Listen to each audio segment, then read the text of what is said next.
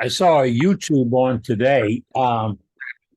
Joaquin, um, not Vincent, the other Joaquin, has got one out about the shapes of tools and how they sharpen in order to make cuts. I wish I had the link to it to share with y'all, but it's out there. WH-TIE.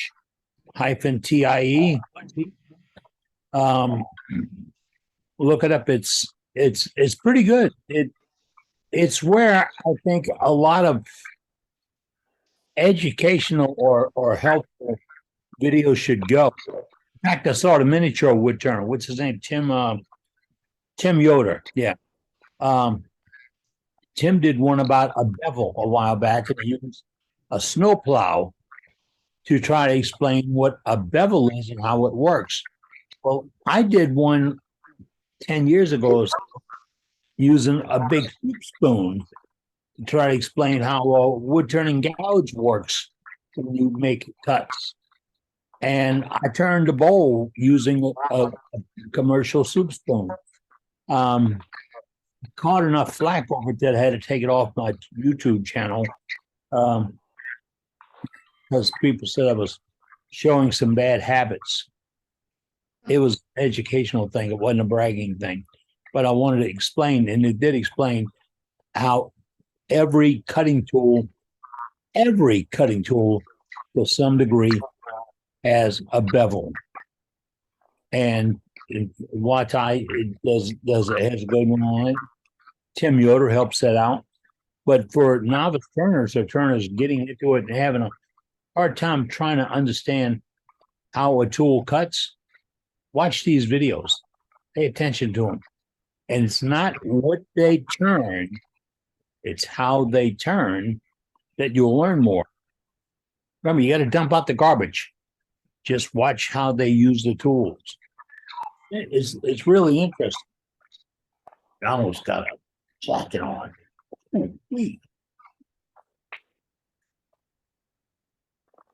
I turned the air on, Terry. notch.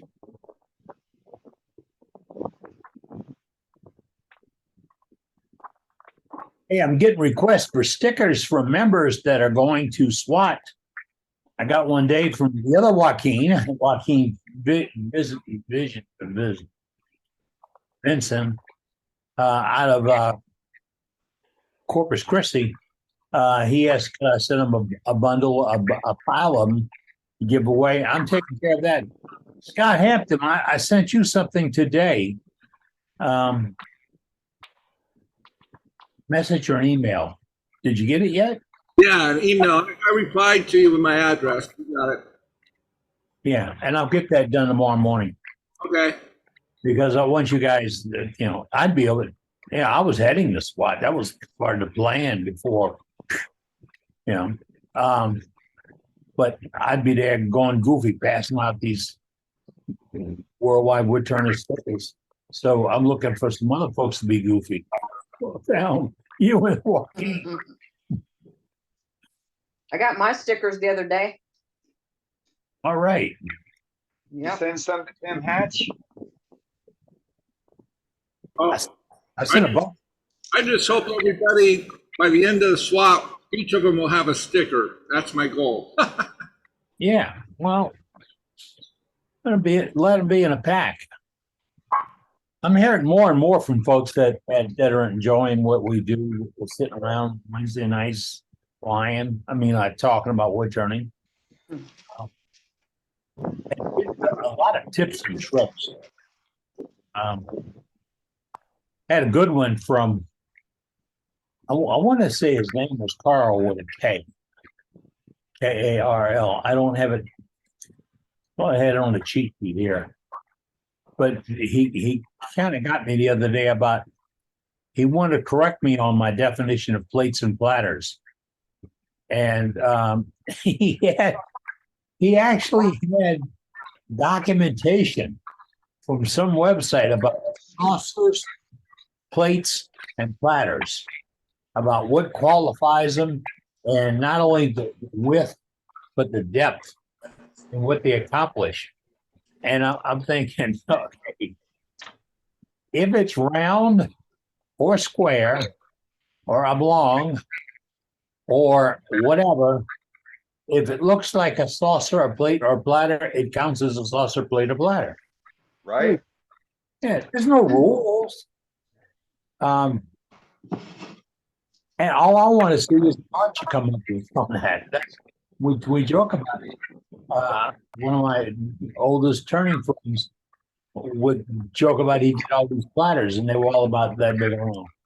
You know, why that big? He said, well, that's what was left when I got done my catches. You know, he got better. They got a little bit larger, not real large, but got a little bit larger. But I saw one the other day. That thing had to be 30 inches of diameter, and the guy turned it off the back end of a one. And that was a challenge. And really, if you're turning something like that, imagine the foot per inch speed when you're trimming the outside edge, crossing over to the inside, to the center. What that difference would be. I mean, that'd be like pedaling up a hill. It'd be amazing, but talk about teaching tool usage, and you'll immediately learn how the warp and I don't say warp, but the tension release in wood will happen because while you're turning it, that tension release will happen, and that board will start walking. And I don't care what you do. You've taken all the guard strength off of that wood when you start taking the wood away from it, and it is going to start talking to you. And it might be just a quarter inch you remove from it that does it. So imagine what happens when you go down and start doing some slicing on stuff. I watched Mark Soleil slice on a piece of sycamore at a workshop he was teaching over in North Orleans, and we could actually watch the piece moving on the lathe as he up and raised and lowered the speed of the lathe. You could see the piece flex in and out, and he was watching the shadow see the swelling just to try to pick a good speed to bring it down to where he can make some nice even cuts. So he was trying to judge his cutting off of what the wood was doing, because he knew if he touched that edge to that, as good as he is with slicing, if he touched that edge to it and caught just the slightest whisper, that the explosion time. But knowing the grumpy old Mark Soleil, he pulled it off with that eagle beak grind he puts on that fingernail gouge. Just ribbons running off that. And I remember seeing novice turners standing there just totally amazed at how that slicing was coming off. I hope Mark's doing well. He joined in last week was visiting with us. He has had a problem with a stroke, and I think he's in rehab. And yeah, I called and talked to him last Friday. Yeah, he's in rehab now. He's down in the dumps, let me tell you. So anybody that's got his phone number, just a quick phone call to say, hey, you're thinking about him. He's not, which is odd. He's not much for talking on the phone right now, but I think a quick word from those of us that know him and those of us that don't even know him, that know of him, it would go a long ways in helping his recovery. it sure does, and it really matters, folks. It really do matter. PT. I have a phase of PT today, and it's humbling. Look out. Duxbury's in the house. Dux is in a house. Uh-oh, nothing to say. Nothing to say. Oh, look here, we got another British invasion here. Oh no, it's not that guy Hannaby. No, it's The Fabric Man, Kevin McAlister. Alistair. All right. Hey, Greg. Hey,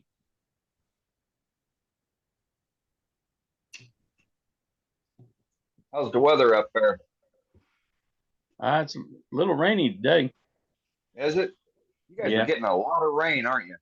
We have had it when it rains, it pours. Yeah. You know, we were supposed to get a chance of rain a couple nights ago, and we got 4 inches. It seems like it's 1, 2, 3, 4 inches every time it rains. Yeah, I bet. Oh, chance. I'm gonna go ahead and go get the chicken, so. Did you go down and get some of that walnut? I got a couple pieces down there.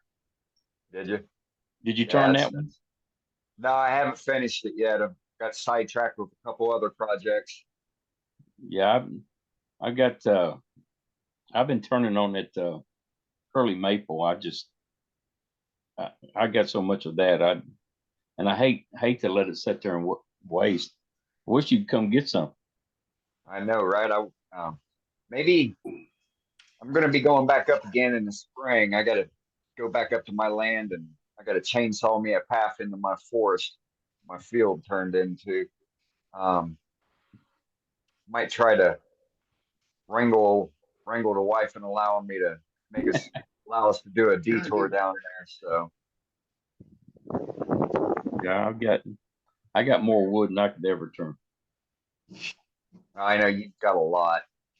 Yeah, and there's trees down everywhere. Yeah, I still kick myself in the butt for not taking you up on the offer and taking more. I tried to get you to. Yeah, that you did. I wish I would have. It's a blessing living in a place where you just got a lot of wood. Yes, You know? yes, it is. Yeah, I just got an order for a 15-inch salad bowl, and so I'm like out of mesquite, and so I'm like scrounging through my wood inside, and the only piece that I've got big enough is a 6-foot trunk root. So I've got to pull it out of the garage and pull the saw out and start dissecting this thing, and I've been sitting on for about 10 years now. Yeah, I need to get into that cart of burls that I got. Some of that stuff is 20 years old. Yeah. Yeah, I still got that big oak burl you gave me.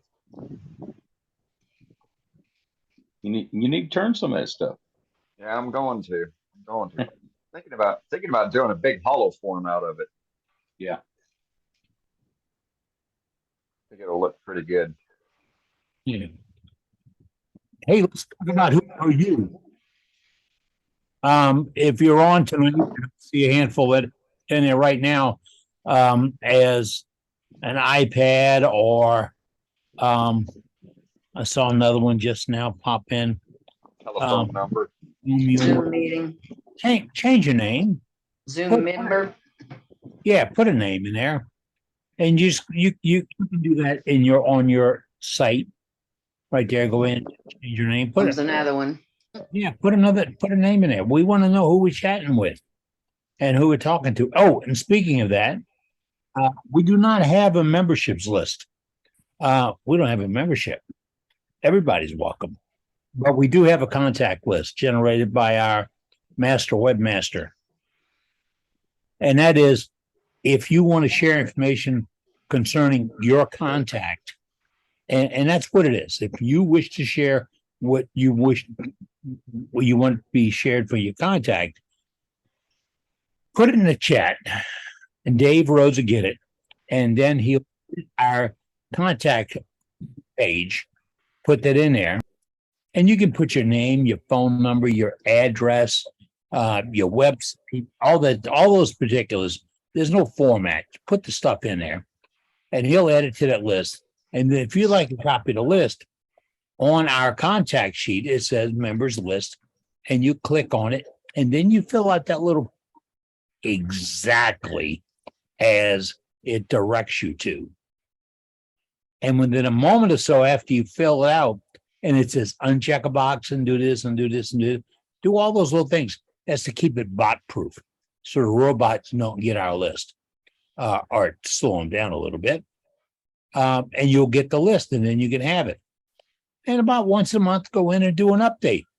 And we don't charge for it. We don't charge for anything. But then you know how to get a hold of guys. Like, I need to go to Scott. Didn't have my iPad with me today, so I have mine stored on my iPad. And when I was looking for his address, I says, "Oh, what the hell?" I was sitting in the car. So I just type Scott's email address, send him an email, and say, "Hey, send me your email address. I'll get a hold of you." But that's how we communicate here, because we don't have contact. We don't have a memberships list, which I really think is a good plus, because with the membership list, somebody will think we're trying to sell you something. We don't try to sell you. The only thing we have to sell are the club stickers, and they're 10 stickers for $5. And if you want if you want a package of them, go on the website, front page of the website tells you how to do it. You can mail me a check, paint, please, and I'll send you a package of 10 stickers, $5.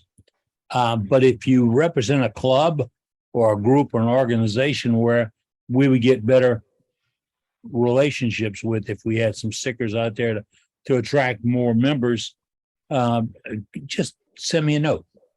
worldwidewoodturners@gmail.com. How about that for an address, huh? worldwidewoodturners@gmail.com. That's the one we use.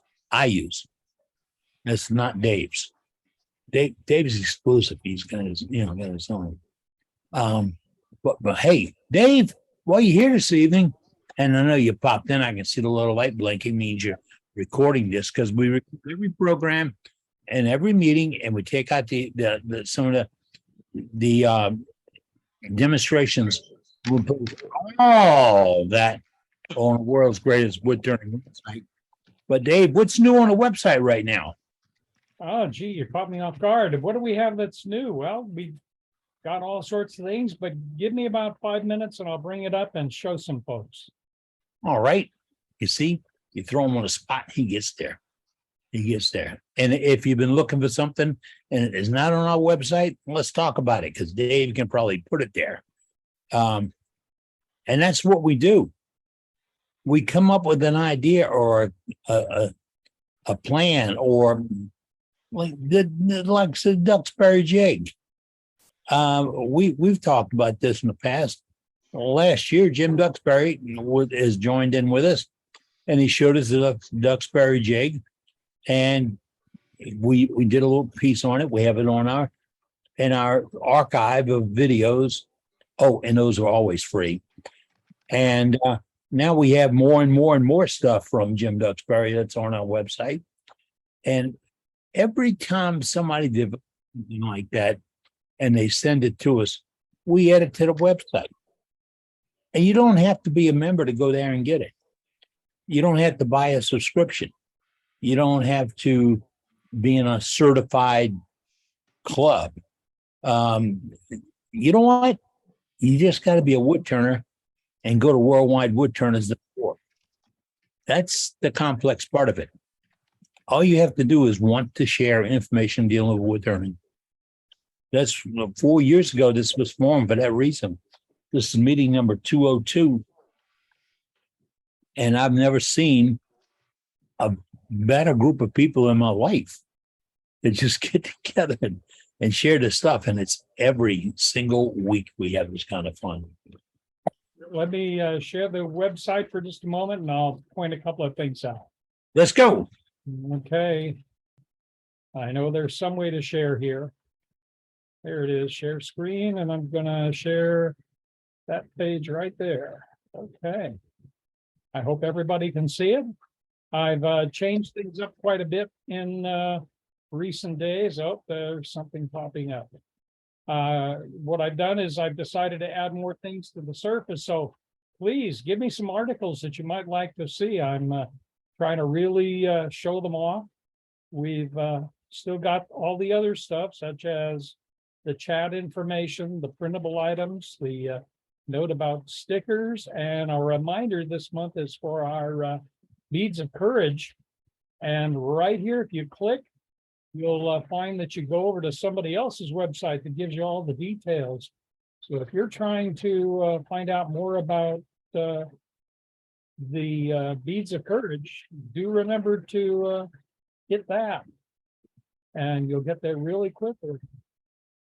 Now, what else can I say about it?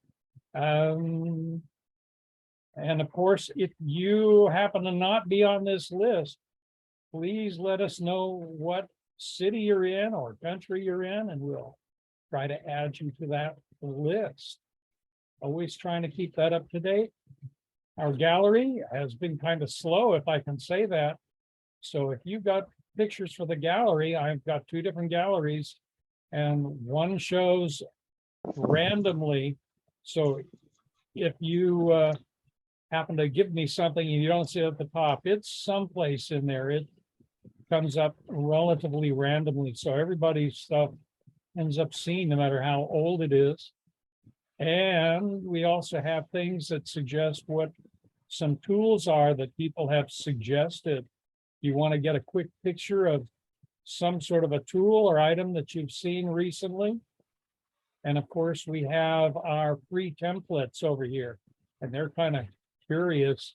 When I say they're curious, I mean, it's not just wood turning. One day we discussed gears, so I went out and found some gears. We also have tools that you might need, or information about how you might cut. Somebody gave us a picture on a Christmas tree, Joaquin did, and we have something on index wheels. Anyway, so that's sort of thing that you're going to find on the website all the time, and I'm trying to continually bring it up to date. Change this page. Back when we were discussing the safety moments page, it was kind of hard to find things before. You had to scroll down forever. So over in the right margin, I've added something so you can get to where you're going fast. If you're looking for something on bandsaws, you can click here and it'll take you to the part of the page that's doing bandsaws. If you're looking at banjo information or tool rest safety or chuck safety, you can now click along this edge and it'll jump you down to wherever it happens to be on the page. You don't have to literally go past everything. And message about it can be lethal if you're using the fractal burner. Be careful. Those are the things we got. Not getting any information. I was getting information about meetings for a while, but and there's the SWAT meeting notice, but I haven't been receiving messages from Cade or from Scott recently. If you've got something that's happening, even if it's just an area meeting and you want to get it onto our emailing list, please send me a note about what it is and I'll add it to the list here. Because we've got plenty of space available for events, both in terms of a generic list and a calendar that kind of shows what's going on the 25th, for example, 25th, 26th, 27th. So please remember, if you've got something happening, do send it to me.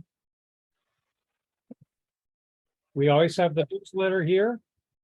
So if you're looking for the newsletter and you haven't been able to find it yet, I'm certain everybody's finding it on Facebook at the moment, but there are a couple of people that don't take Facebook. You'll be able to find it right here.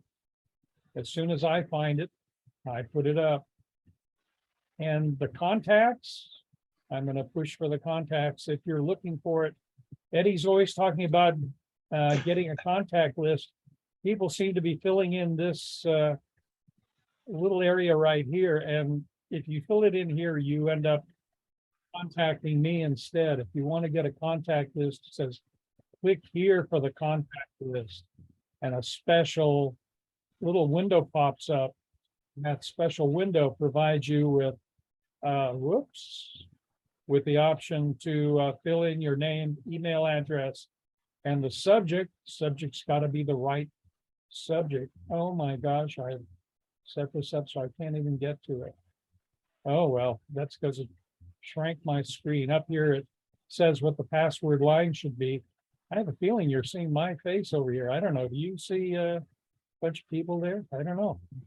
And you have to put a message in there. It says, please talk to the webmaster, and you write it just like that.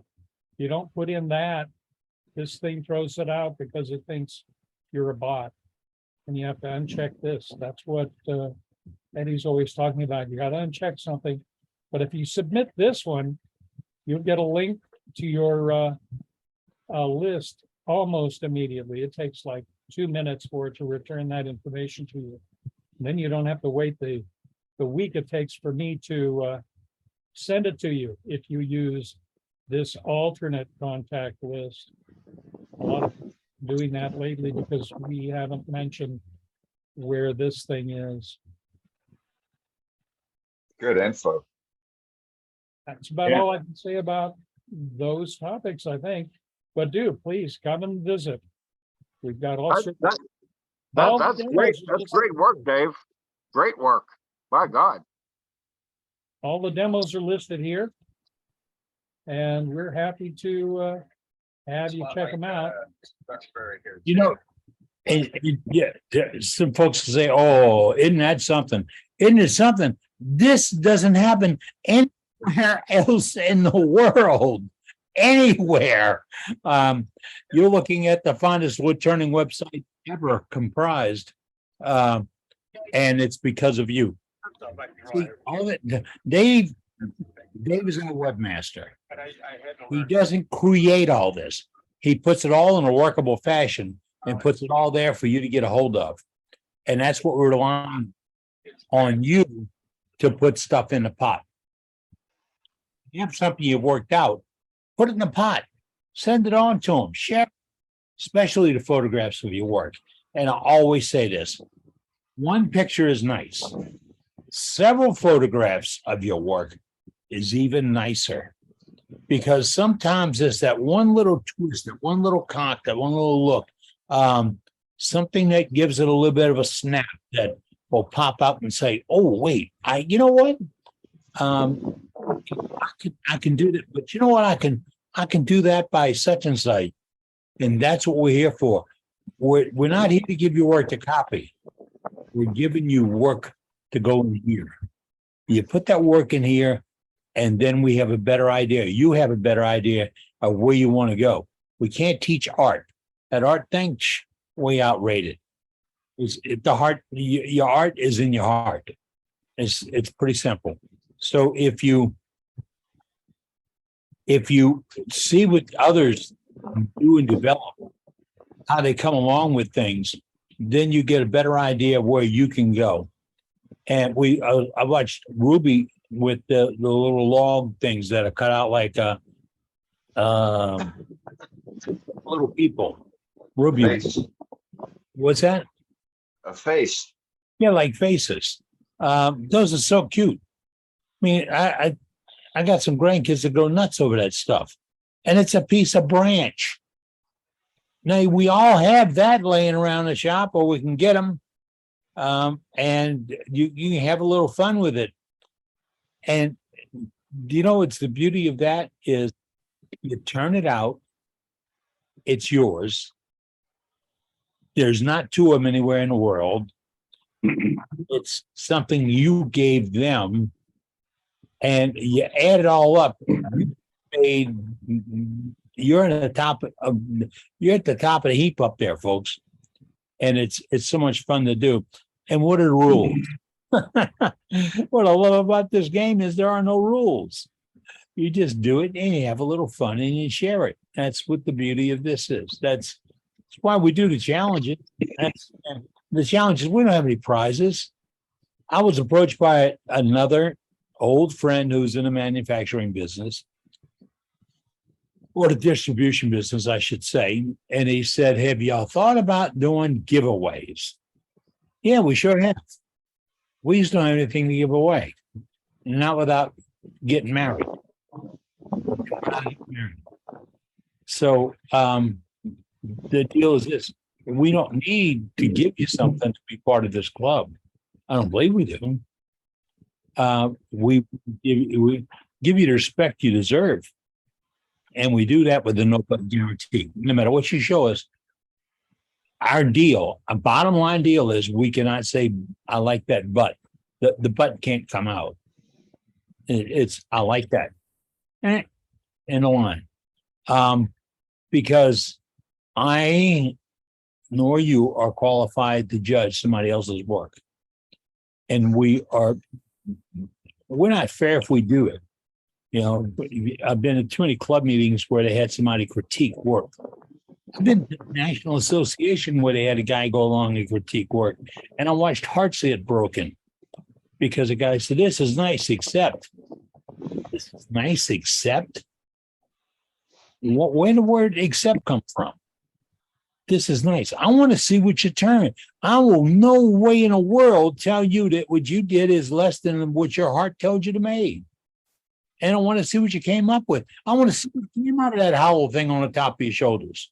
Really, you know, where did you come up with this idea? How did you come up with this concept? I mean, last week, who showed us the oh, I got the photographs in my with the art done with the fabric stiffener. He's from England. Kevin McAlister. Yeah. Yeah. Yeah. You want to say is what happened to this guy? What made him do this? And then you get to looking at his work and say, why didn't I do that? I had a chance. I had a piece that was looking kind of crummy and it really didn't sell. I could have pulled a Matt Hobler on it, set it on fire and burned out that area and torched it out. And, you know, but Matt does that. It looks really awesome. Thank you, Matt. But and when in doubt, set it on fire. If in doubt, set it on fire. That's right, man. But seeing a lot of things like that, and where we shared it with you. And that's what I want to see more and more of those ideas. I mean, I think the highlight of my wood turning career has been to sit and watch what you guys have come up with, and the gizmos and the gadgets and the ideas in holding. Remember, if you can hold it, you can turn it. You folks have proven that time and time and time again. I love it. And Kevin says more t-shirt gallery for tonight. All right. We got more Kevin coming up later on. We do gallery. All you have to do is put something in the chat. As soon as I have something to show tonight, we'll introduce you. And Dane will introduce you when he does.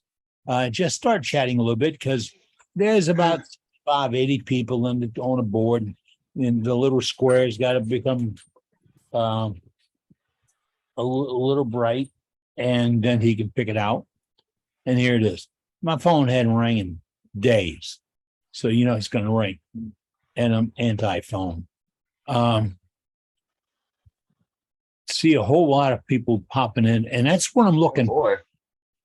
That's what I'm looking for. Looking for these guys that come not out of nowhere. They're coming out of somewhere. Coming out of the woodwork. Yeah. Hey, I saw Doug Miller did another little demonstration yesterday afternoon. I enjoyed it. If you don't win wood spun round, that's what it's called. Wood spun round. Look it up on YouTube and then subscribe. And you want to be watching wood spun round. Nice little hour and a half presentation in the afternoons on Tuesdays. He's got some great co-hosts, but it's fun. I'm looking for those kinds of demonstrations, just like when I see Joaquin do those things. It's always nice to see technique, and boy, do they come out. All right. If we get gallery, we can pop into a gallery. Yeah, we got a little bit of gallery. Let's go to let's take a look at what this guy did last week during the demo. Who's that guy? So I posted it last Thursday, but here's the little veggie smasher. I like that piece. I really do. It's That's awesome. neat. Yeah.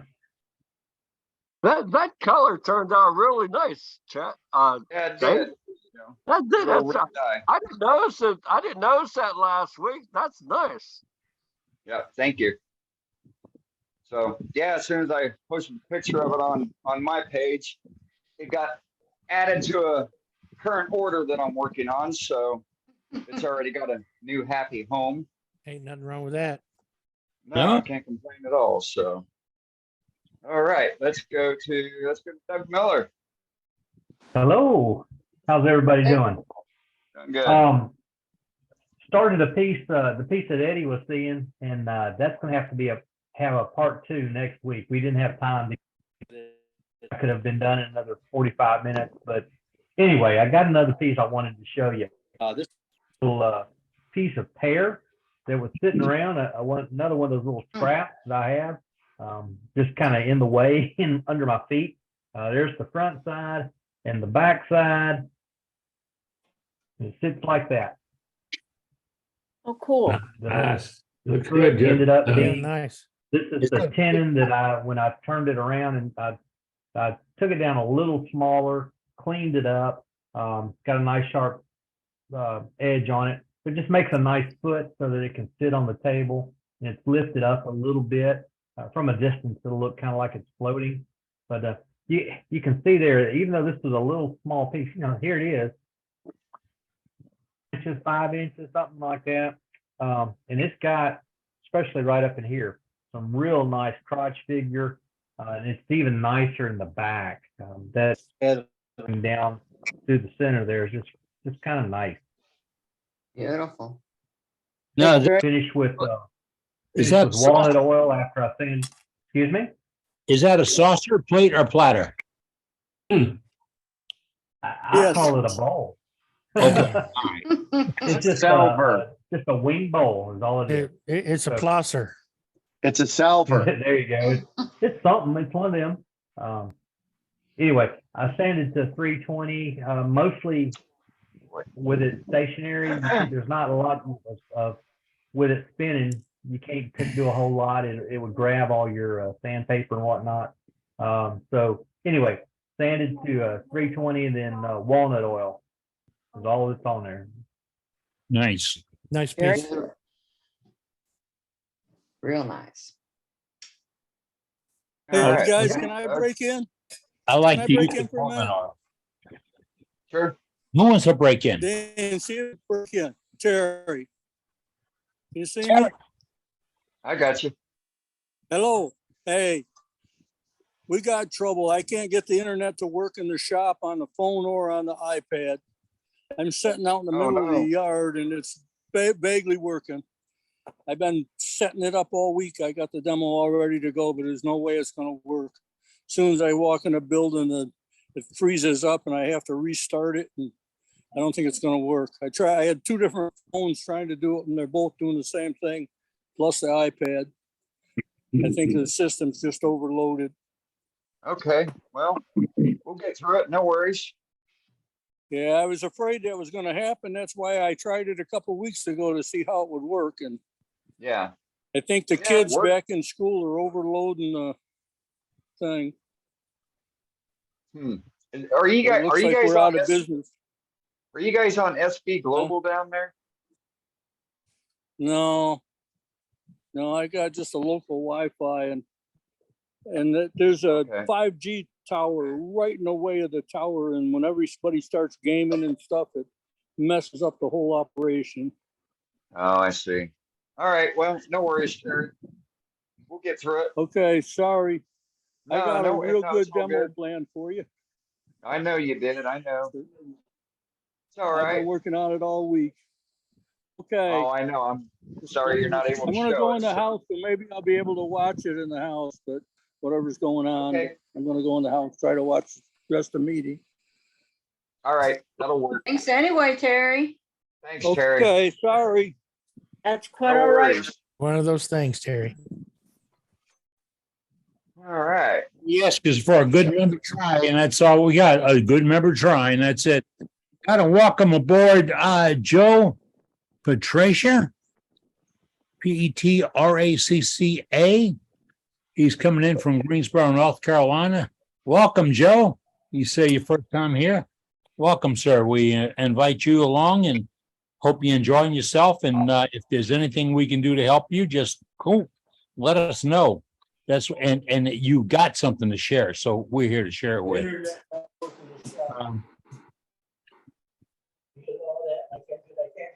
Yeah. All right, well, let's go back to gallery here. And so I'm looking for Ruby. Okay. You still on, Ruby?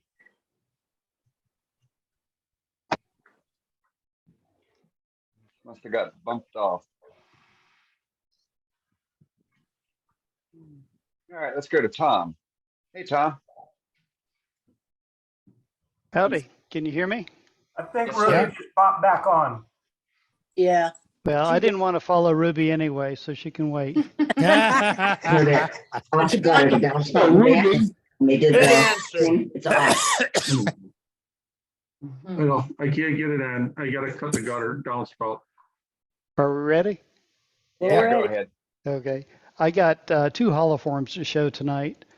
And this first one, I don't recall what kind of wood it is, but it was kind of a cool piece. It had a nice bark inclusion, a little bit of spalting, and it's probably 9 or 10 inches in diameter and about 5 inches tall. What do you have on your finish, Tom? I wish I could remember. It's been quite a while ago since I turned it, and I just don't recall. There was a time when I was using a lot of Odie's oil, and I think that might be what I put on this one. It's nice to it. That's some good spalting. Ooh. And the second is my usual mimosa. I seem to turn a lot of this stuff. I really like the grain in it. It's gorgeous. Yeah, I can see why. Oh, there you go. That's pretty. Oh, beautiful. Yeah. Wow. Look at that. Wow. And again, I do not recall what the finish is on that one. And that is about 9 inches tall and about 5 inches in diameter. Very nice. Got alien eyes. Yep. Oh, That's all we got for tonight. Beautiful. Beautiful, Nice Tom. job. Thank you. All right, let's try Ruby again here. Yeah, sorry about that. Oh, no worries. Apparently my computer threw me off for a bit. Yeah, it happens. Okay. Wow. I have a small bowl. I haven't taken the tenon off the bottom yet. It's got a lid, and I burnt the top. Ooh. And it's just Nice. a piece of I think 6x2 pine. And then the lid goes on that way. Oh, wow. Oh, beautiful. Absolutely. That's really pretty. There. Wow. It's nice. And I was smart. I managed to do the burning outside on the pavement in front of the garage, so I didn't set anything on fire. There you go. That's using your head. So that's about all I've gotten accomplished. No, nothing wrong with that. No, that's The beautiful. 4 piece. guys that Eddie was talking about earlier that you can make out of logs that I showed last week. I love the eyes on them things. It's so cute. Just black and white acrylic paint. Those are really cute. Yeah, I like those. Then Yeah. you can turn the noses to whatever shape you want. Now, did you put that up against the sander in order to do the Nope, I scoop? just cut it on the freehand cut it on the bandsaw to get the circle profile. Gotcha. It's beautiful. I Thank really you. like. So you only turn the nose? Yeah, sometimes you have to do things that are a little whimsical and get away from the serious turnings. Uh-huh. Is the hair Definitely on top? Definitely Is that- draw. it- The hair that on moss? top is just some moss dried Moss? out that's been hot glued on. Cool. If you want to have a blonde fellow instead, what you can do is, the real nice curly thin shavings you can get with the skew? Mhm. Yep. Take a pile of those, put some hot glue on top and use those instead. Yeah, And if good you want idea. to add some down here for a beard, you could do that There we too. go.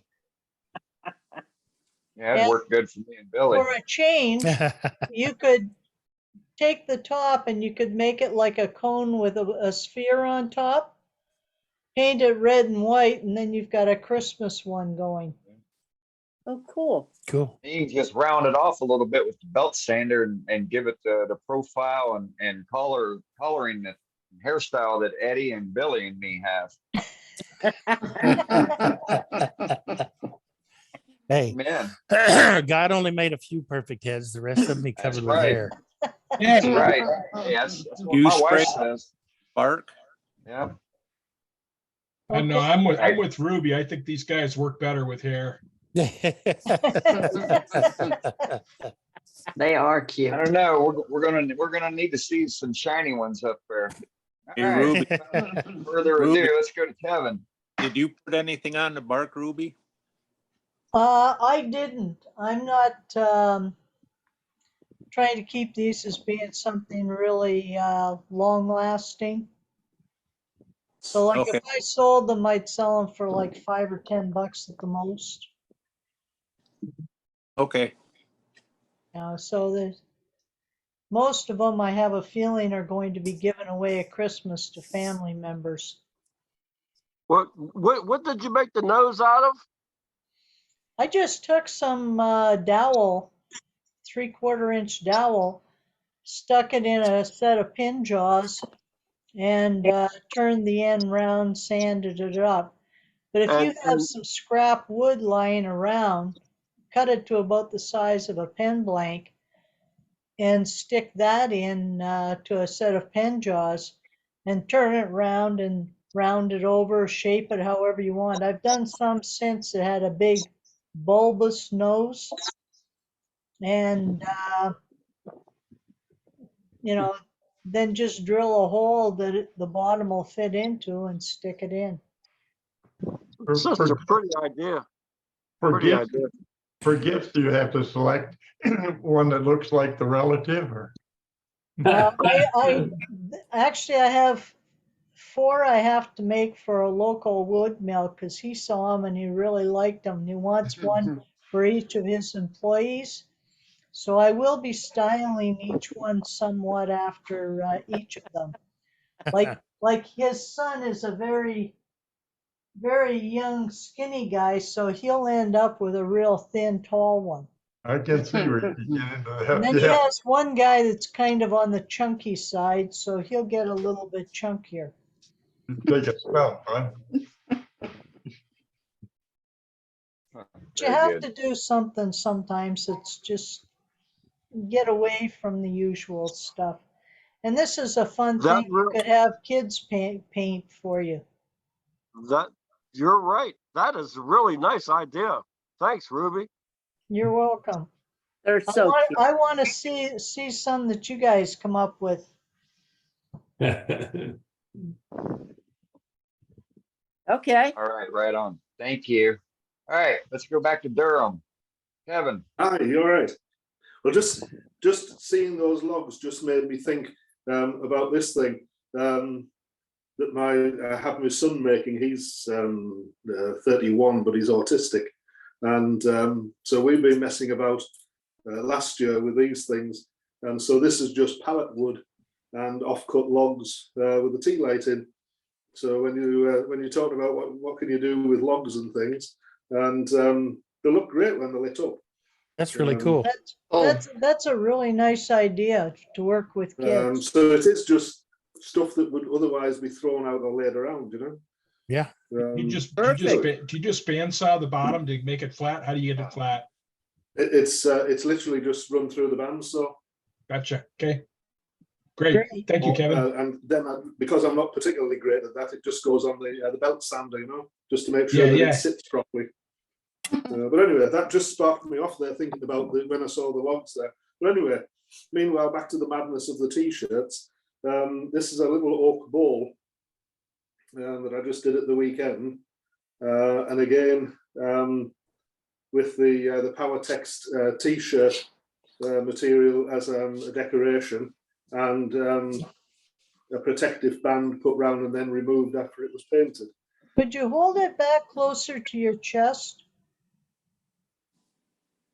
Are you getting the light? Right there. Yeah, that's right better, there. yeah. That looks good That's right it. there. Hold it. Don't It's move. dark here. That's amazing. Very nice. Folks, he's over in England right now. Well, it's the It's middle about- of the night for him. About 20 past 12, I think, or 12:30. I think I've lost track. So yeah, so the light isn't very good, I'm afraid. But but there we go. That's that was my playtime this week. Nice job. Yeah. Yep. That is really Kevin. cool, Kevin. So Kevin, I see Durham, UK. So that's Cook County, right? It's County Durham. Yeah. Yep. Yep. Got it. I'll shoot you a message later. See if you know somebody I know over there. All right. You never know. Very nice. All right. Thank Well, you. thank you very much. All right, let's go to Billy Burt. Wake up, Billy. Well, Shit, forehead there. it's not finished, but I've actually been doing some turning. Started this one today. This is a piece of that 40-foot elm tree that came down in a storm a few months ago. It was still about 25% wet on the inside, according to my moisture meter. And it was, as you can tell from the black CA, it was cracking pretty much as I was turning. So I don't know what I'm going to do with it yet. I tried to keep as much of the bark on it as I could, but I lost a couple of spots. And I'm not real happy about that. So and I know this black CA is going to stain something awful on this outside. So I may do something kind of funky out there, but I don't want to give up on this elm. And I know y'all can't see that grain, but there's going to be some really awesome chatoyance in there when I get a finish on it. So I want to try to keep the inside like it is, but I will probably do something on the outside. I just hadn't figured out what yet. Are you sure that that's elm? Because that's awful light colored. Down Iberian here, elm is white. no, it's called cedar elm. Down here is what we call it. I don't know what cedar elm is, but everybody calls it cedar elm. So I'm assuming that's what it is. Yeah, our elm up in Canada is quite dark colored. Yes, I've turned some elm from up north, and it's about half again between here and walnut, or black walnut in color, the stuff that I've turned before. But it's really, really tight grain. It's really got some awesome characteristics to it. The grain structure, looking down into the tight grain, it's almost speckled, kind of like when you see quartersawn sycamore, except the speckling is instead of being as the size of what you see in sycamore, it's minuscule, like pinhead size or smaller, or pinpoint size or smaller. It's awesome. It's just really pretty. So I don't know what I'm going to do with it yet, but I'm getting there. Well, if it is elm, there are little striations between the year-end growth rings that are really, really spectacular. So yeah, that's what I'm talking about. Yep, that's what it is. So that sounds exactly like what it is. So we call it American elm up here, but yep. Yeah, well, sounds like it's the same thing. In Minnesota, we have black elm and white elm, and white elm is as white as that bowl. Huh. Black elm is white on the outside and black in the middle. Cool. Hey, Billy, one of the members of our wood turning club he dyes a lot of his work, and sometimes he will, if he breaks off the raw edge, he will take all the bark off and then dye around that edge. I've done that Just, too. just the edge. I've done that as well. And knock all the bark off and just dye the edge.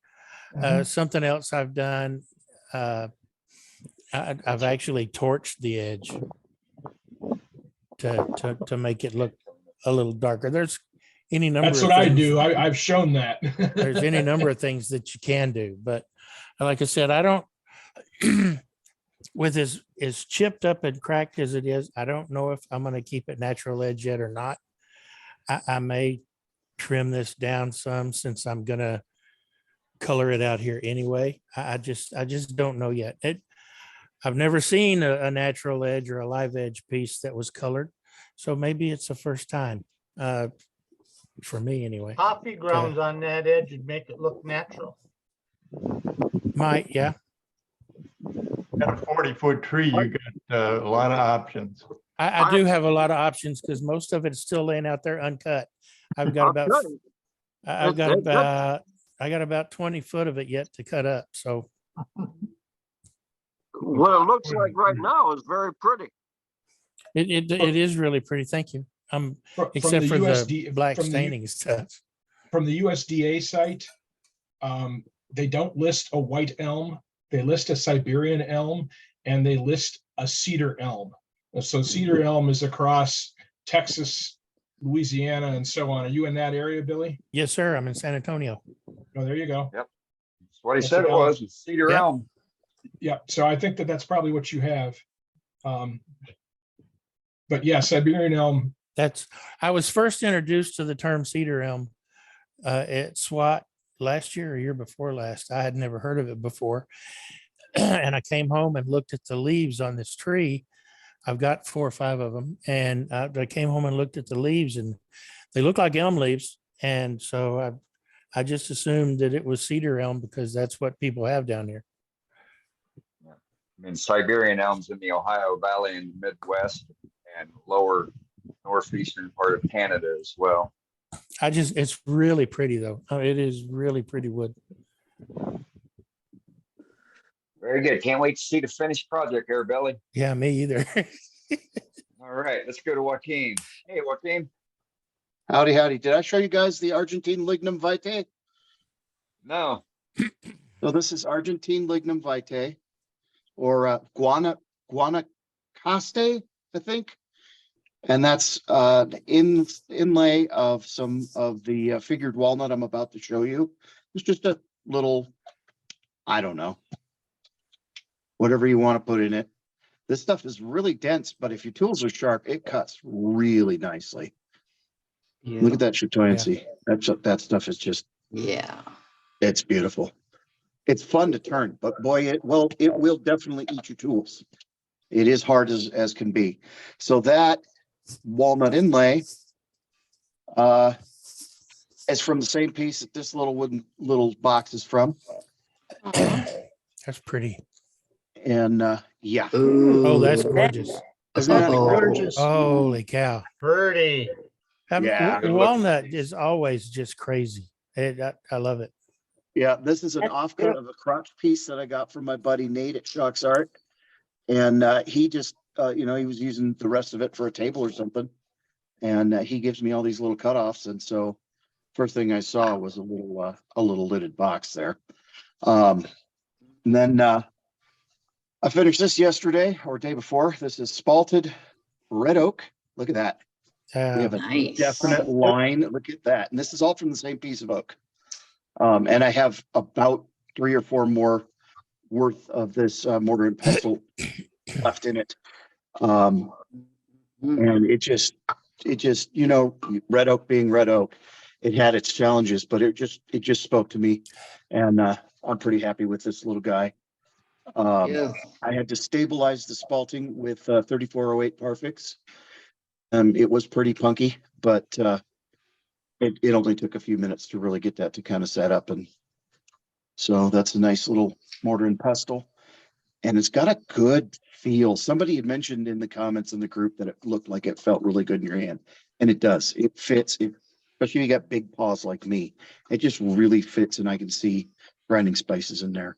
And I don't know how I managed to get this angle absolutely perfect, but this is just absolutely perfect to this, and it just so smooth. Looks So great. nice. Yeah.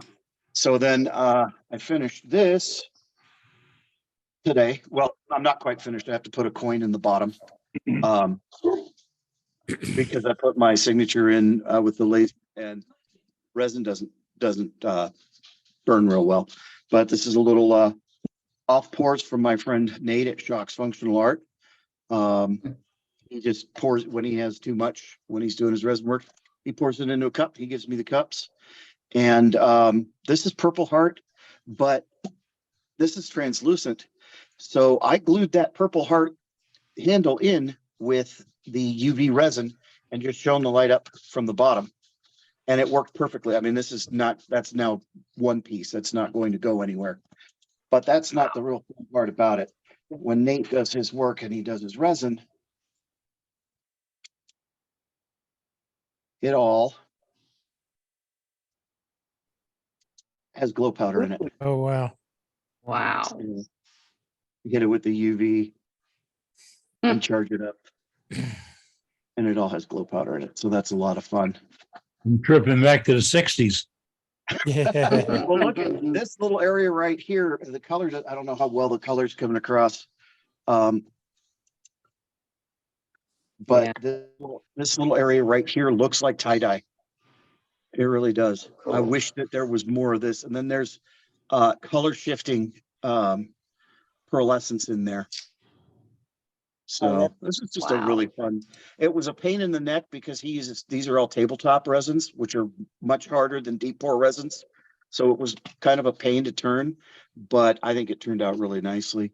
Yes, it did. Looks good. So that's all I got. All right, right on. Thanks, Joaquin. All right, let's go to, where is it? There he is. Go to Grandpa. Hey, Dave. Howdy. Hey, Dave. Dave. Well, you all know I've been on a rattle kick. And this was a piece of ash that I had laying around. Ooh, pretty. That's a pretty piece of ash. Yeah, it's very nice. And all I have to do is figure out a way to hold this end so that I can round this end off. I'm hoping that I can use, I have some of those jaws that have some reach. I'm hoping I can wrap this in something like the shelf paper, shelf liner stuff. And it'll keep it from marring it so that I can hold it straight enough to clean this end up. But at least it's stereo. Not like the one not like the one I did last week. Dolby sound instead of mono. Yeah. That is awesome. But Hey, it's Dave, pretty good. make a jam chuck and then use on your live center end, use a sacrificial piece on the live center end, then you'll be able to turn that other end down. Yeah. Well, I'm hoping I can hold it straight with this end, because I got my center point there. Yeah, make a sacrificial cone out of wood, put it on your live center. That way you're not pushing too hard. And then if you cut the cone center, the wooden cone center, you don't have to worry about it. You're not ruining anything. Yeah, okay, cool.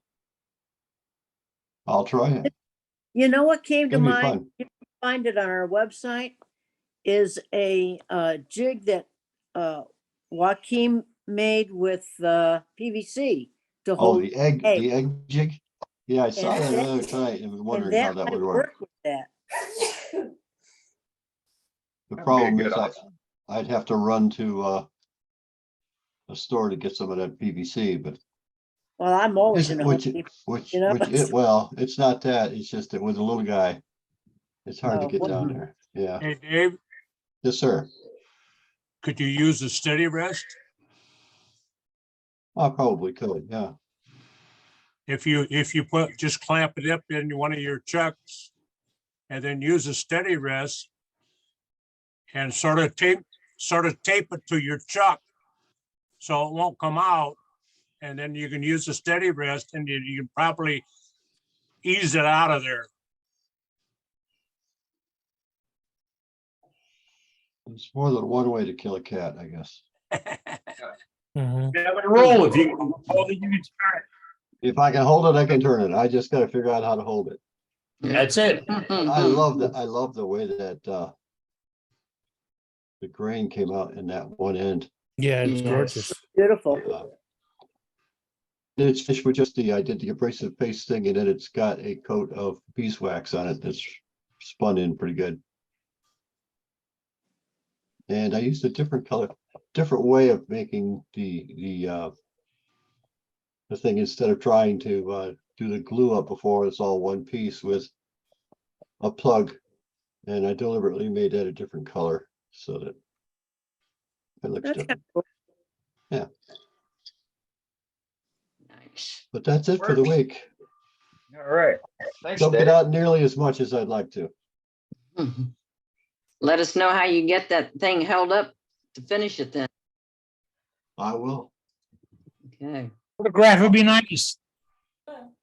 Okay. Okay, let's go to Bob. Hey, Bob.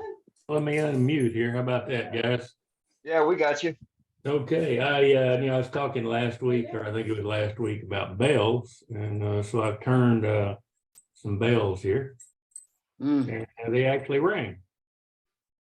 So it's got a little bell in it instead of a wooden clapper. It has a true little bell in it. And, That is neat. Here's some more. That's pretty. But they turned out. Is that pretty one good. piece or Those are did pretty. you glue those pieces? No, it's glued up. I have a piece of oak and a piece of plywood and then a piece of birch on the inside. But yeah, I they like the turn way they out. look. There's a square on the bottom. I like that. Yeah, it turns out a little square on the bottom, but That is cool. yeah, they turn out pretty good. How This do you is the one that has the birch on it, but I think How yeah, that do one you here's hang the the birch. clappers in it? Huh? How do you hang the clappers in it? I use one of those little screw eyes, I think it's like a 6 millimeter or something. It's about the smallest one I could find, and just stick it up inside there. And I don't know if you can see this, A little piece of wire. And anyway, but screw those in, and then a little piece of wire that holds it in, wrap it around the bell a little bit and stick it through that little eye and pull it up and turn it. So and it just holds it in there. Very nice. Wow. Like them. Good job, But, Bob. yeah, you could have used some different colored wood, but I didn't have any. I don't have any veneer colored, but you do glue that up, pieces up. But I'll have to make a video of that showing you how to do that. Yes. Right. Cool. And they're not necessarily Christmas. I mean, they could be year-round bells. They're not. Oh yeah. Christmas bells. A lot of people just collect just bells. Sure. It'd be beneficial for me out here during the meeting time. I can just ring the bell and get a refill. Right. I have one of those bells that's broken. Yeah. But that's it. That's all I got. Right on. Thanks, Bob. No. All right, let's jump down to the R's and go to Mr. Clark. Hey, Robert. You're muted, Robert. Oh, we got you. There we go. I made this bowl, and Yeah, it's pretty. It's kind of a play off of something Glenn Lucas does. He calls his a Viking bowl. Sometimes it's called an Irish bowl. And it's a process that I kind of wanted to do for a long time, but every time I did it, I didn't like the way it turned out. So I used dark green. This is white oak, and then not white oak, white ash. And I mixed some black stain with a little little bit of black stain with a bunch of green stain. You can't really have a dark green color. And so once I turned it, I wire brushed all of the grain. Yeah, the top grain. Yeah. Then with Nice. a black brush, and then I went over it with alcohol to kind of open the pores a little bit. And the one trick that I never saw before was they said after you stain it, you put a couple of coats of lacquer or sanding sealer on it. Well, I thought sanding sealer might fill all of the grain, so I used a couple of light coats of lacquer. And then I went over it with just the gold embellishing wax. This happens to be Hampshire Sheen, but there's other products. And buffed it out, and I kind of wanted it to look like a leprechaun's pot of gold. So That is gorgeous. Pretty. I love the effect. That's just awesome. Yeah, looks Yeah, good. You the nailed color's it. real pretty.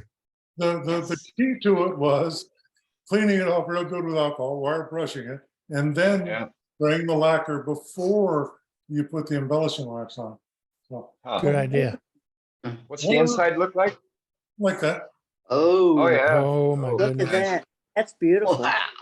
Now a lot of folks would argue that it's better to use stain because lacquer will start to fill in the grain a little bit, so you don't get as much of the gold in the grain.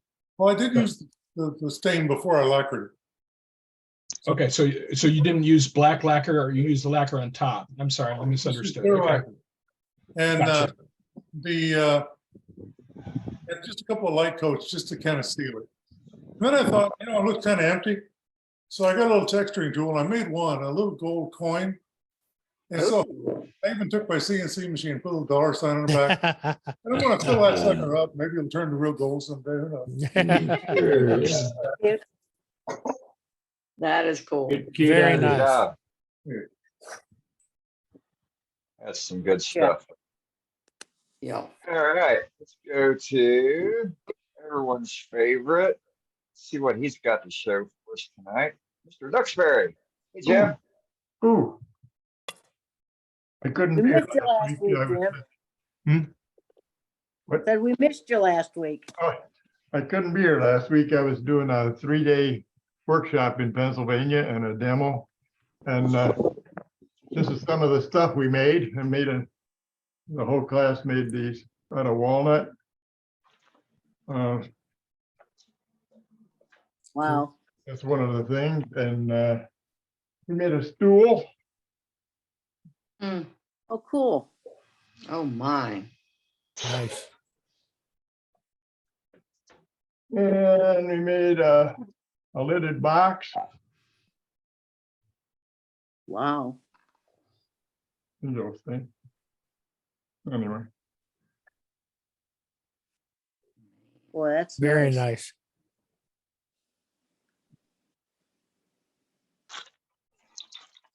I thought this would be interesting. I made Kaleidoscope. This is a kaleidoscope that hasn't been put together yet, so I thought you could see it better this way. It's 3 pieces of wood turned around. It has an eyepiece in the end that's a 2 diopter magnification, but that's all turned on a mini lathe. And then the front piece, come apart. The front piece that's on here, and that holds an object box, which you make. The object box is made out of PVC. You can kind of see that. These are objects floating in glycerin oil. And I use, rather than sand the front to make it translucent, I use the light fixture lens. It gives it a prismed effect rather than just get lighter and darker as you look around the room. This brings the lighting in differently. So that actually fits in here. This goes in here. This is the object box, the rotating ring. Gets 3 screws in here to hold that in place. No, somewhere in here is a dimple where you can put the screws in. I see it. So this goes in here this way. Oh. Like that. And it gets, first you put it on the kaleidoscope, and then this is a retaining ring. You put a few drops of that E6000 in and press that in place. And that makes the retaining ring. And that's all mounted on here, like that. That is gorgeous. Hey, Jim. Hey, Yeah. Jim. How do you mount it? I've got two here that you have inspired me. Now, how are you going to mount that? I've made a groove in both pieces at the same area, and I've been trying. What do you put in there to hold it in place? Oh, that's a secret. Oh,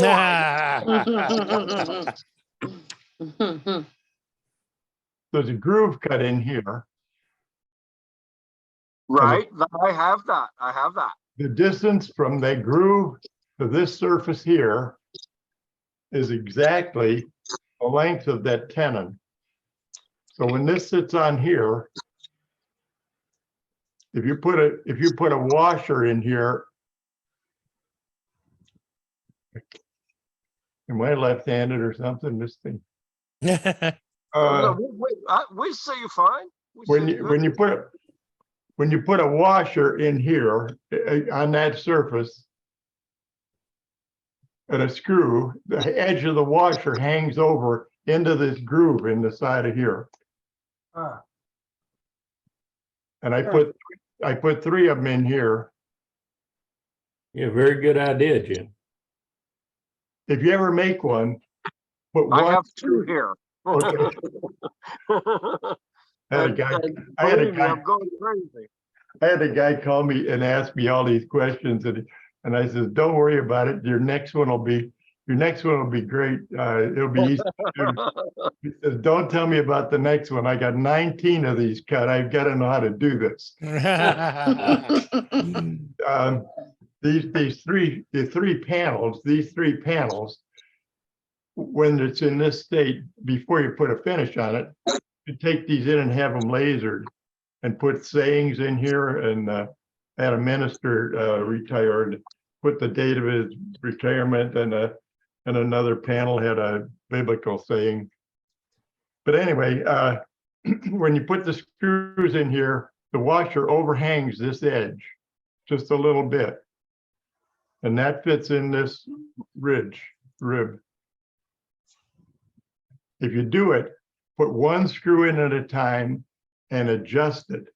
Don't put all three screws in and try and figure out which one's hanging up, okay? Take you all night. Put them in one at a time and adjust it. And the mirrors, I don't have the mirrors. I have those out in the shop. I have to cut them to length yet, but the mirrors slide in, and just before they go in, you put a couple drops of that E6000 on it, and then press them in. That holds them in place. And the whole thing sits in a cradle. It looks like this. I think I've shown the cradle. These are striped cradles.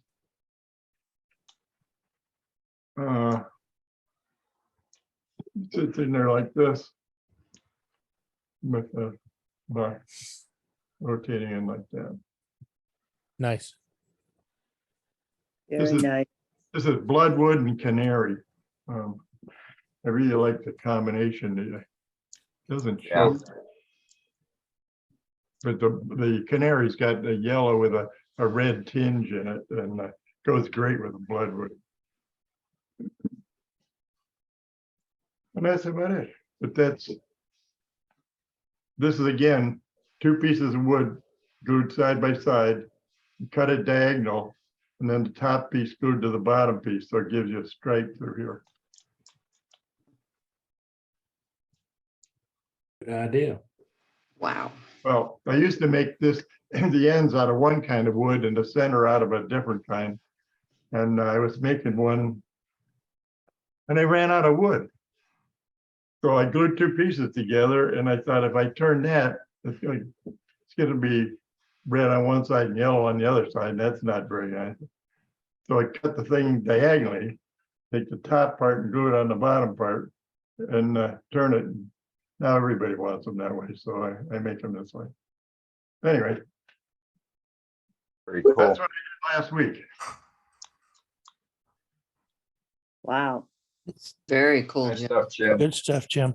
Thank you.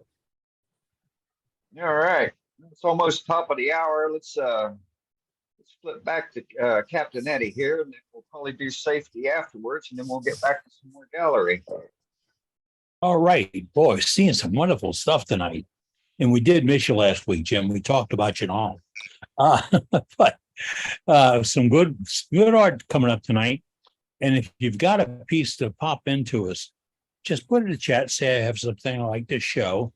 And if you've got a unique technique to design or opportunity, share that with us. We'd like to see what you come up with. And earlier this evening in the chat, I said, I'd like to get an address for Mark Soleil. And it's in the chat right now. And that's so for you guys that are just don't think about picking up the telephone during the day.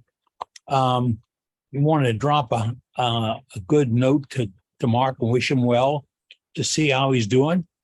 Drop him a note. It's in the chat. Take his address and drop a card. Say, hey, Mark, how you doing? Hope you're grumpy.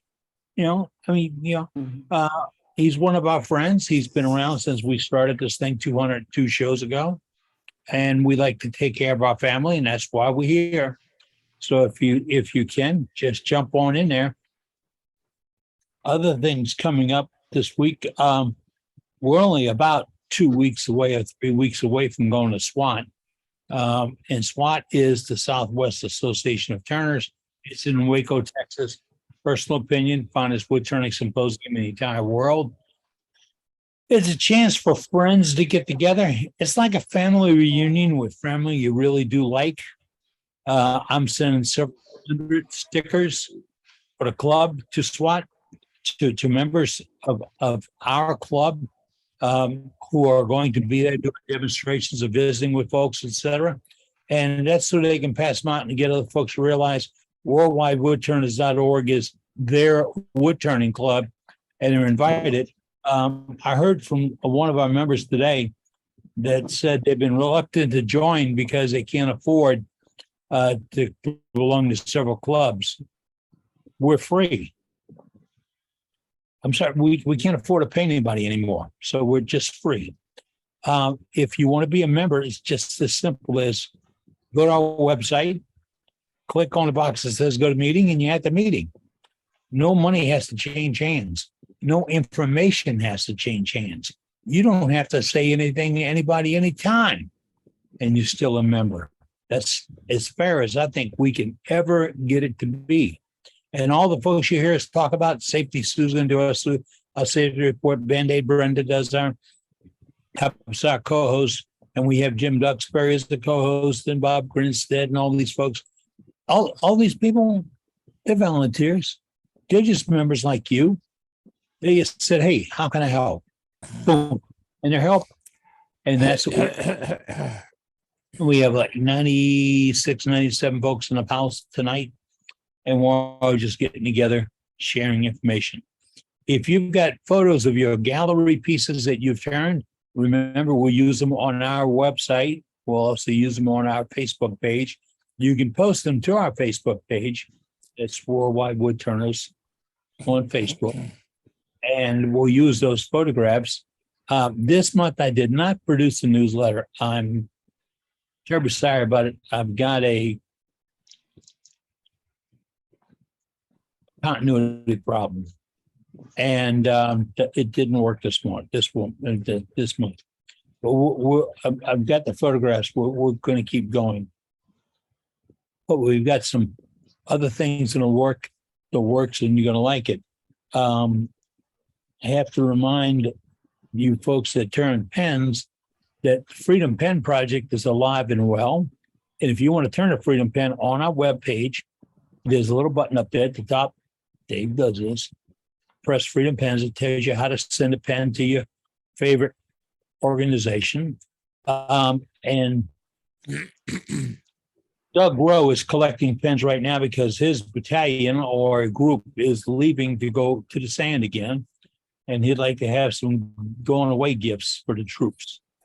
So if you'd like to turn a pen in Doug, that information is on our website. And please jump on board. That really does matter. This morning, we stopped at the clinic to a quick meal. And there were about 5 or 6 old guys like sitting around the table. They all had their Vietnam veterans hats on. And I walked over to talk to them and just say good morning.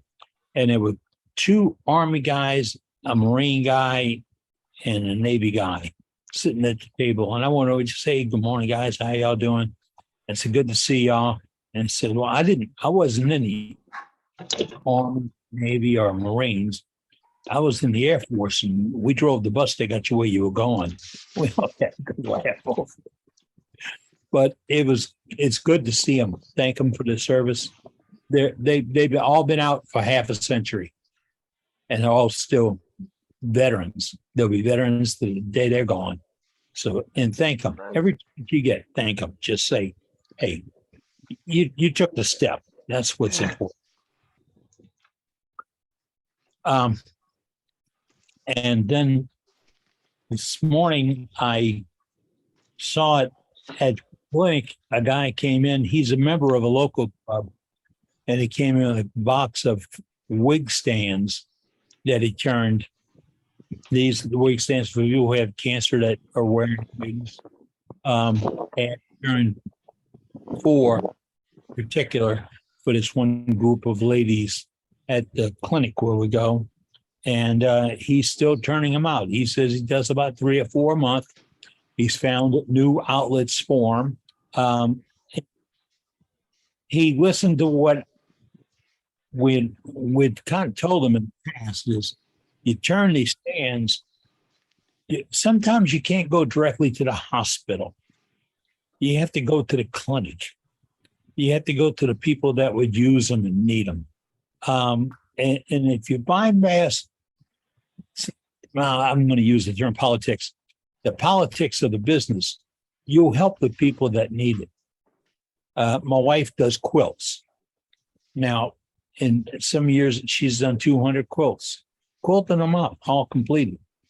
And we found that the best way to give them to folks is actually go to the clinics and hand them to the patients. Because when we bundled them up and brought them to the hospital or the clinic all in one big bundle, it wasn't as personal and wasn't as appreciated. And it meant a lot more. And the people really felt it and used it if you went up and said, this is for you. I made this for you. And it's not a value thing. It's right here. Just like the Freedom Pens, it's in their hand. It might be that, this is a Freedom Pen.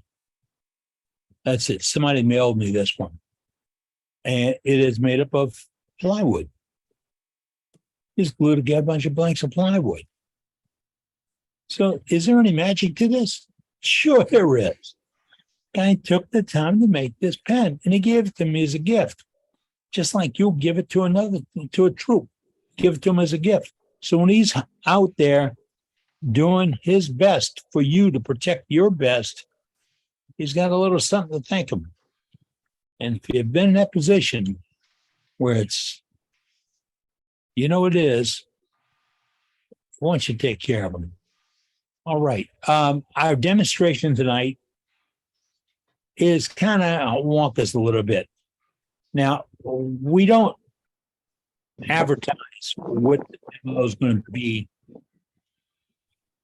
We've had this come up in messages and all. Why don't we advertise who's going to be on tonight? For this one reason. We have a very good member that worked very hard at putting his demonstration together. He practiced, he got on here, he did a dry run. We did a preview demonstration and everything else. He got everything set up. And then tonight, the gremlins of the internet attacked, and he can't link up to do the demo. So why would we want to put a member on the spot? We didn't. We wouldn't put you on the spot either. So when we get a demonstration, we use a demonstration. I thought I heard Bob Grinstead almost volunteer. Almost did he volunteer a demonstration? That's Dane. Dane, you know, he's got him. Dane's got him. If he said it, Dane's got it on tape. About making a bell, and what you can do. You see those little quick demonstrations like that. Now, what Bob showed us is some bells he made. Play with that a little bit. Play around with the veneers. Then play around a little bit with sample formicas. And then throw in a little, and maybe some metals that you can get at the hardware store. And maybe, you see where I'm going? You've taken something very, very basic and you've twisted it around and you've given it a little bit of flash, a little bit of splash, a little bit of change. And when you do them, make sure you're doing enough for all the grandkids, all the nieces, all the nephews, all the dinner tables. And that's when you start into this road, that's where it gets confusing. It's like bringing, one little toy to a Christmas party. You can't bring one, You do a whole box of spinning tops. You'll make points with all the kids. Earlier, our webmaster mentioned that this month, August, is dedicated to our Beads of Courage boxes. We, as a group, do not collect Beads of Courage boxes. SWAT, Southwest Association of Turners, does collect Beads of Courage boxes at their symposium the last weekend this month in Waco, Texas. Those are given to children who need special treatments. And it's part of the program. That an opportunity for some art that you may never, ever see anywhere else. I mean, if you want to see where some wood turners have lost their mind on decorating, it's right there in those beads of boxes. I mean, there's some guidelines. They have to be for size, et cetera, et cetera. And if you want to put the coins on them, the little medallions on them, et cetera, that's all can be explained. And then information's on our website, just like everything else dealing with wood turning. But Beads of Courage is there, and there's a whole section full of them. And it's a great chance. If you go to SWAT, take the time to go to gallery and bring it down. If you got a digital, carry an extra SD card, because you want to pop a lot of photographs of that stuff. That's all brain food. You'll see that and say, man, why didn't I think about that? I mean, I could see Matt Harbour walking through going, man, I could have done that. I got a tool for that. I got a torch. I can burn that. Hey, Eddie. Yeah. Mark Soleil just signed it. Yeah. Mark Soleil. All right. Hello, Everybody Mark. say welcome, Mark. Welcome. I hope you're doing well, buddy. Yay, Mark. Welcome. I'm doing good. I actually had some progress today. It was the first day I was able to lift my right foot off the carpet. Outstanding. Oh, wonderful. Nice. Right. Hell yeah. So Yeah, no money.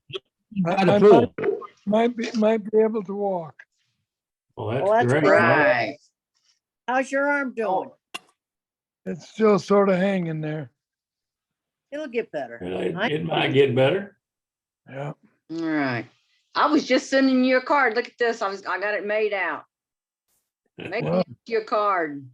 That's good. Well, hold on a minute, Brenda. Let me go to you. Hold on, Brenda. Oh. Hold it up. Hold it up. Look there. Wow. Thank you very much.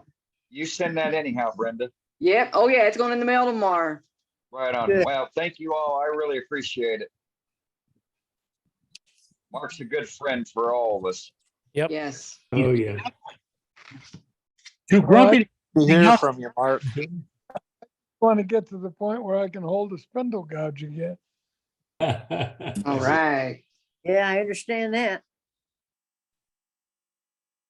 Great to see Mark back with us. Yeah.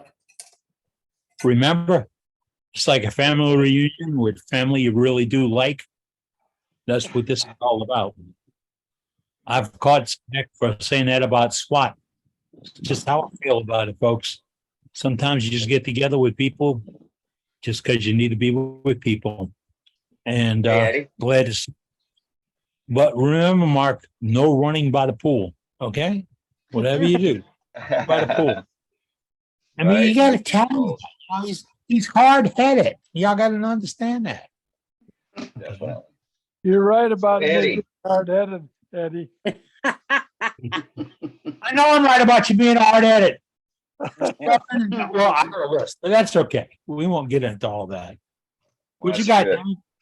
Well, all right. Well, I have an announcement for everybody before, well, we're still at 97. Hopefully we can peak it over 100 again here. We have, I have figured out a demo for this evening. So let's do safety next. And then immediately after safety, we're going to span to Scott Hampton, and he's got a recorded demo he's going to do for us. All right. Right out of the box. Okay, So let's. that's some quick thinking on our parts there. So let's, without further ado, let's get safety out of the way. Sue, what you got for us? There. How you doing, guys? Hope you were Doing safe. good, doing so much better after seeing Mark. Oh, I know. He looks great, doesn't Right? he? Yeah, he does. He does. Yes, he does. So tonight I'm going to go with faceplate safety. A lot of us do use faceplates, but we want to make sure that you do it responsibly. First of all, never use drywall screws unless you want your piece to break all the screws and come back up and hit you in the head. Yep. So do not use drywall screws. Get good screws to attach to the faceplate. Make sure your screws are firmly in the faceplate, and make sure the wood is flat against the faceplate. Do not use a concave or a convex piece of wood against that faceplate. You want it to be flat. Be sure the back of the faceplate is firmly positioned against the headstock with no threads exposed. You want it tight. You can use a washer to fill the space between the back of the faceplate and the headstock. That way your faceplate won't get stuck on your headstock, but it will be tight and be safe. Assure the faceplate is at least 1/3 the diameter of the blank. So if your faceplate is 4 inches, you don't want to go any more than 12 inches. Don't take shortcuts on this. And there are faceplates out there that are made in various sizes. When mounting a faceplate, make sure 7 or 8 threads of the screw is in the wood. Don't put two threads in there and think it's going to work. It's not. You're going to get hurt. So folks, when using a faceplate this week, try to think of what you're doing, what's safe, what's not safe. And remember, if you're not safe, it could hit you in the head, and you don't want that to happen. I want you safe. Your family wants you safe. And so do all of us here at Worldwide Woodturners. So take care, fellas and gals, and have a great week. Outstanding. Thank you, Sue. Thanks, Sue. Thank you, Sue. You're welcome. All right. Well, without further ado, let's go to Mr. Scott Hampton. He can do his video that he has for us. Thank you, Scott, for coming through in a time of need. Sure. I still got my nice little necklace on, but it's going to be gone next Monday. My doctor's going to say, take it off forever. So I'll be happy. Good for you. No worries. That's good for you to keep it on anyhow. I was wondering if we were going to see you wearing that at SWAT. Nope. At the front door. All right, so the video I'm going to show is well, I call it a mushroom birdhouse, but actually it's a natural edge burrow birdhouse. It's on my YouTube channel, and I made the video last holiday season. And it was a live demo IRD that I did back then. I think it's October, November, or something like that. It lasts about an hour. So if I can just see if I can remember how to share screen. Let's see here if I can. How do I do that? There we go. Share screen. And I got it. Here. There we are. We're all set to go, I think.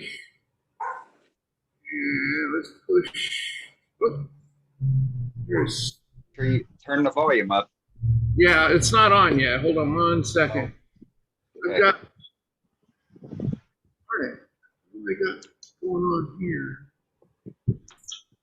All right, here we go. You ready? Ready.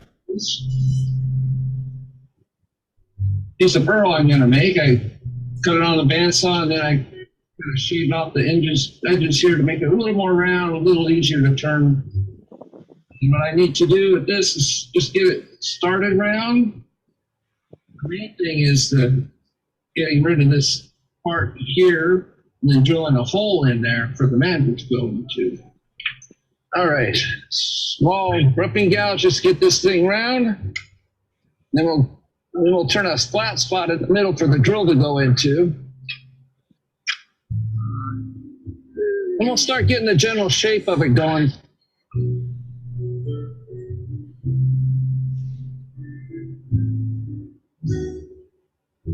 With your filling cuts here, you'll fit.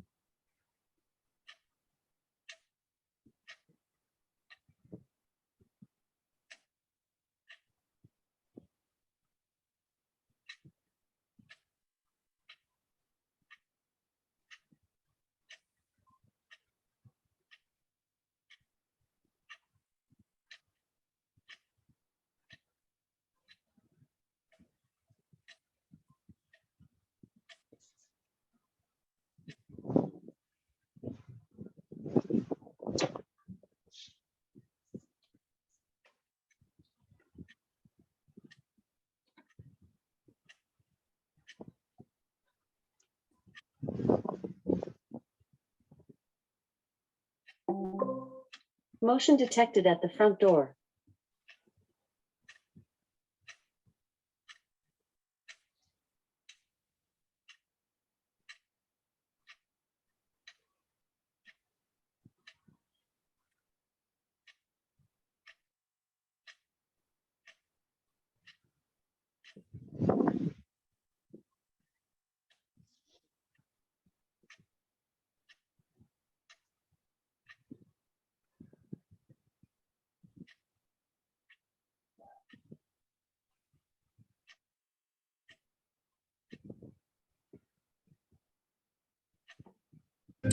And we'll see how we did there.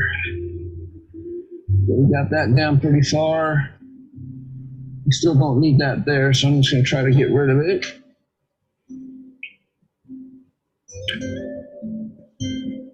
We're going to get the tool a little tighter. There we go. I'm going to come back in here, flatten this out a little bit more with a drill bit. So it's a Forstner bit. You want to go into a flat area anyway, so it doesn't want.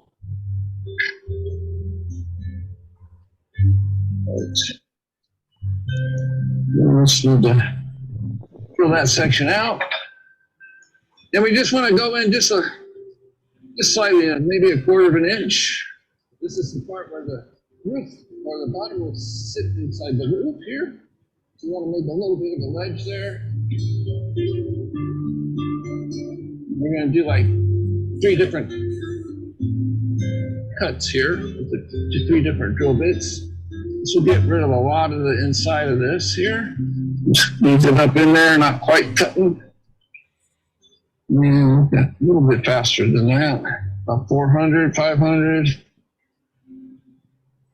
And we're just going to take it in nice and slow and easy. Hold it onto the chuck as we go. You want to drill it far enough to where there's about a quarter of an inch of solid wood. We're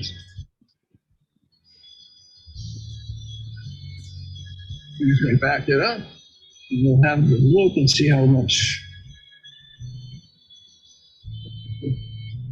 Just a tad deeper. Not much, but just a little bit.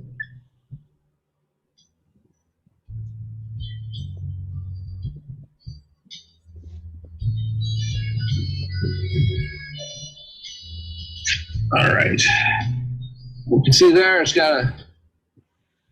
got the thinnest part here is about a quarter of an inch deep. It's going to be deeper in other areas, but you want at least a solid wood about a quarter of an inch. That way it has a place for that roof to fit down inside there.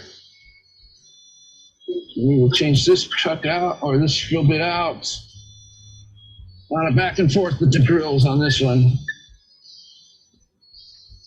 This is for the rest of the roof to rest in there because we're going to put a ridge on the body to tuck it right back up into the roof. Just same thing, just a little, about quarter of an inch in.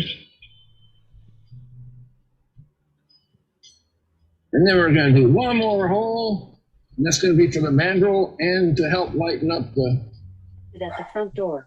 hanging on a tree. And that's going to be a 3/4 inch bit. This is a brad point bit instead of a Forstner bit. I don't have a 3/4 inch Forstner bit, so I love my brad point bits here.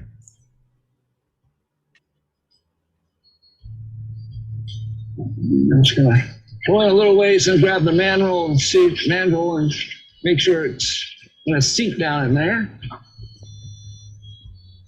all the way. So top of it here. Got a little ways to go yet, not much. One thing about this one though is it's not going to be a pointed roof. It's going to be a mushroom shape, so you can go kind of deep with the hole on this one without worrying about it. So you're not going to run into it while you're cutting the wood.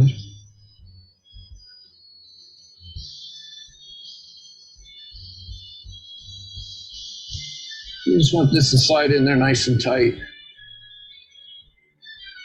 Sure. Want to make sure this little ledge right here is bottoming out on this little ledge right on the inside there. And make sure it's all seated up and not quite there. This is a really nice birdhouse. Make sure that bottoms out all the way in. It's pretty good. I have to use a paper towel on that mandrel there. I'd rather have the mandrel a little too loose and do that than have it try to cram it onto the piece and you'll never get it off. So now what we're going to do is we're going to start shaping the outside of it. We're going to take this down a little bit, get that mushroom shape going, and then we're going to reverse it on the mandrel and finish that part. And I'm looking for my large or my small bird. There we go.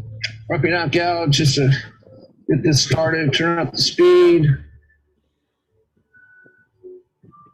There we go.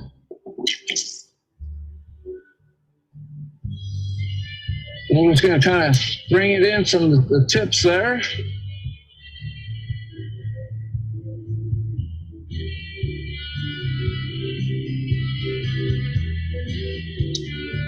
So I'm just getting this shape down a little bit, and then I'm going to reverse it on the mandrel and finish it off.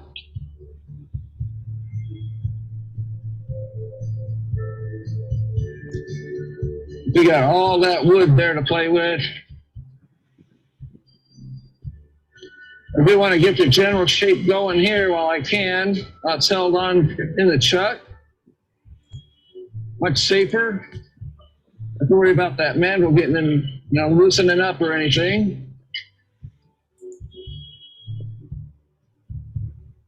Let me have a look, see how are we doing. We got some spikes there. That's all right. That's what we want. I'll grab me what I'm going to be using for the body. It's this little guy right here. So we'll be taking this guy down to fit in here. This is some really nice figured maple. It'll match it goes really good with burl on the top.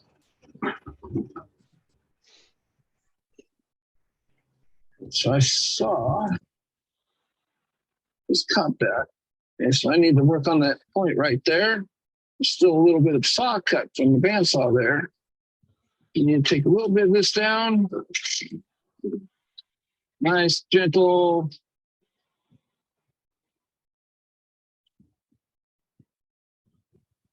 It's good to stop and look and check and things like that. Still there. Doesn't go away here. I have to stand it.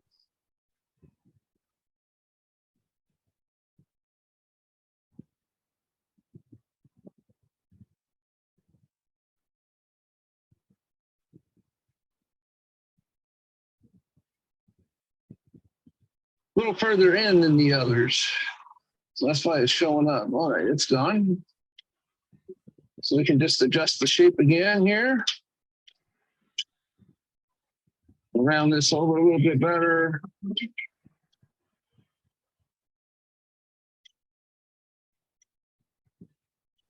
I picked up my spindle gouge here in a minute and bring all this up. I see some tool marks forming there, so I do need to use my spindle gouge. So I don't want to take too much more off of there.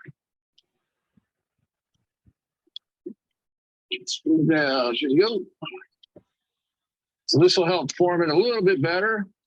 You just caught another glimpse of solid curve there. That's not bad. A little hand sanding will get rid of that.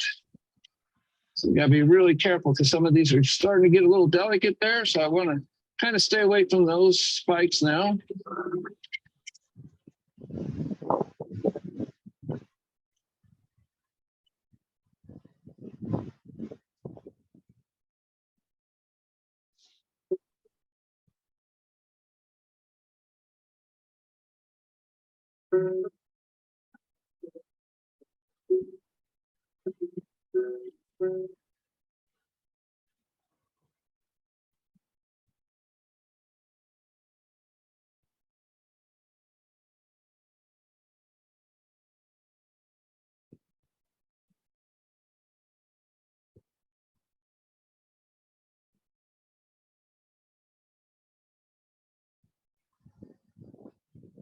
There we go. That should be ready for sanding there. Arch your fingers around those spikes there. The pads of my fingers.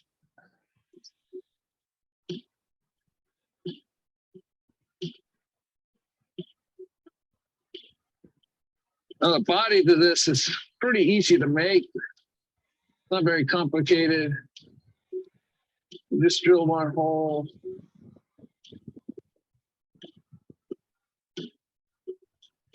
Just let that flap over the little spikes there for a minute.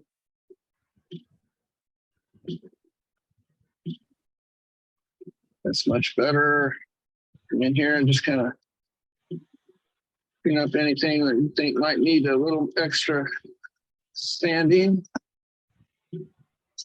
There's a little void right there. That's going to look neat.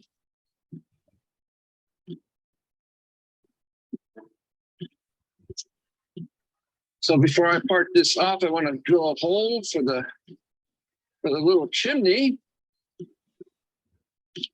And what I use, pull one out here. So I go outside and dig around in my yard. All right. This one will work. I use little sticks that are kind of twisted like that. I'll cut this little short. We'll put the short end in there. And we'll have a little chimney that comes out. We'll just slice it right there. And then cut a little bit off of there. And they come out pretty neat looking. And this stick will be the perch.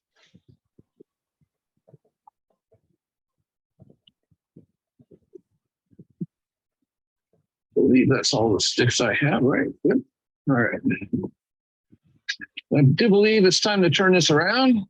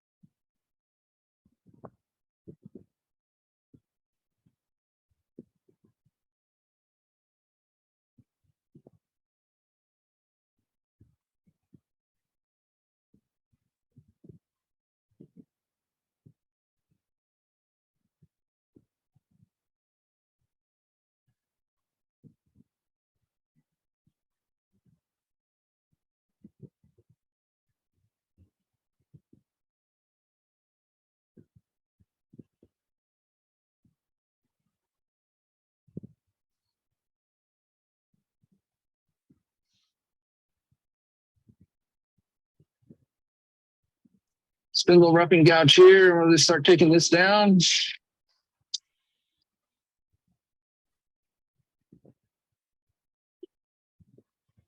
I have my foot too close, so it's trying to skate back on me. I'm going to open it up more like 45 degrees. I want to still take as much of this down as I can while the tailstock is engaged. You just want a nice round top on this.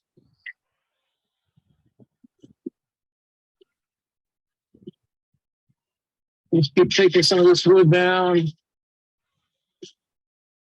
Get it down to practically where you want. It's not going to go anywhere if it pops loose.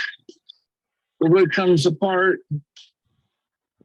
We're going to have to do that anyway. There we go. So we wanted. Let's clean that up a little bit. And we'll put an eye hook in that. I'm going to back off my tail center here. Like it needs a little bit of a cleanup. So I'm just going to do a couple of pull cuts the wing of my here. I notice some tool marks being left behind. And there's a point right here I want to get rid of. We'll keep. Just going to blend all that in.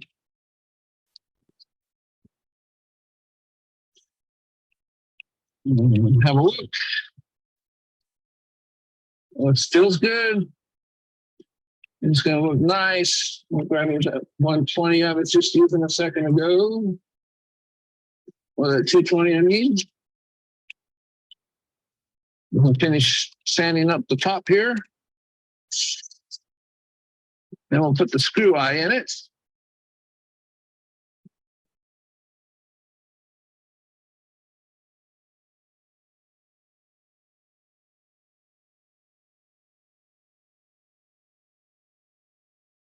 A little bit of feathering where that hole is, so I'm trying to sand it off. Go back spool here. Little piece right there. There we go. So that looks pretty good. So just so you guys can see what this looks like, I'm going to drill that hole first, and I'm going to put some oil on it just so you guys can see this green pop. Because it is really pretty.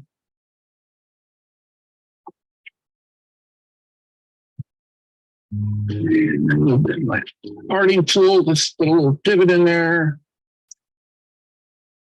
And then we'll oil it up, and then we'll put the screw eye in it. Make it deep enough for the screw eye to sit down inside there a little bit. And I'll grab my bottle of oil here, and my paper towel.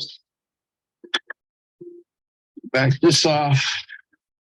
I don't mind getting this kind of oil on my bedways if it happens, because it just lubricates it, doesn't really harm it at all. It's a walnut oil finish made just specifically for using finishing on wood. We're going to see that really pop up. A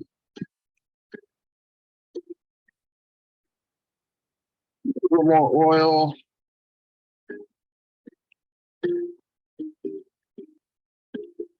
Got most of it, and we'll add some more when we get this turned around and on the foot there or on the body.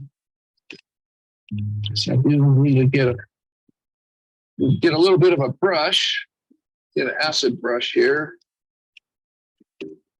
with some oil.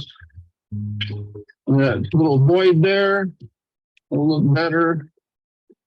There we go.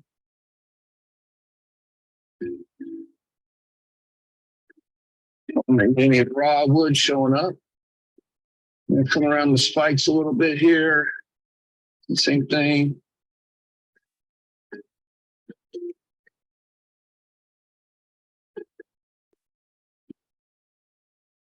It's easier to do all this while it's on the lathe.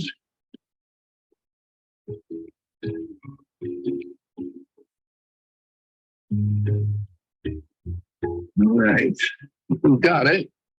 One more white, just get rid of any excess. Put the coat there, turn the towel over, wipe off the excess. And I'll probably add a few more coats to this later on, I'm sure it's put together. And put it on a clean buffing wheel just to buff it up without any wax or anything. This oil will buff up without all that. All right, so I'll come back and I'll add oil to the inside here. We do have a really nice top to our mushroom birdhouse. Came out really nice. I'm pretty stoked about that. So let's get this rounded down and we'll drill a hole in the center.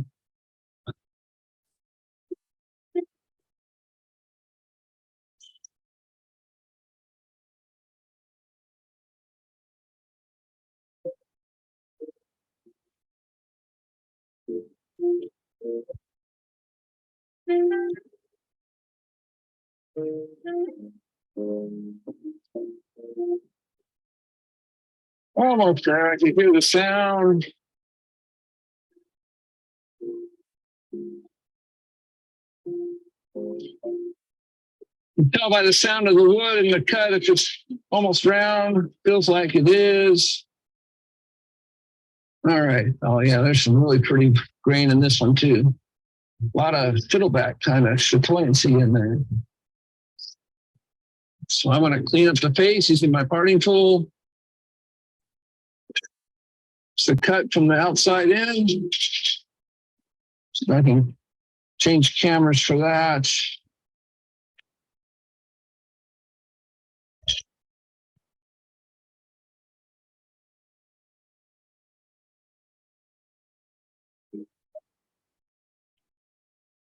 A little dip there.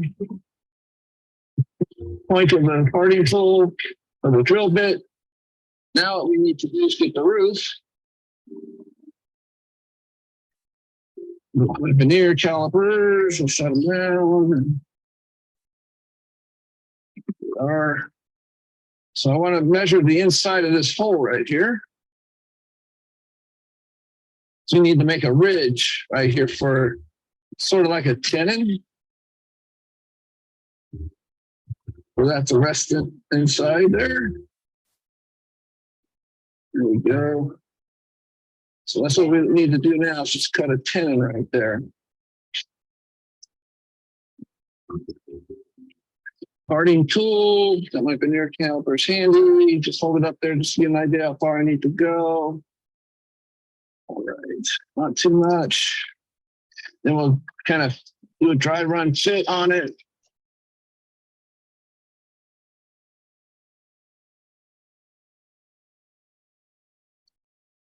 Let's take a little bit off and then check. That way you still got plenty of room to work with if you go too small.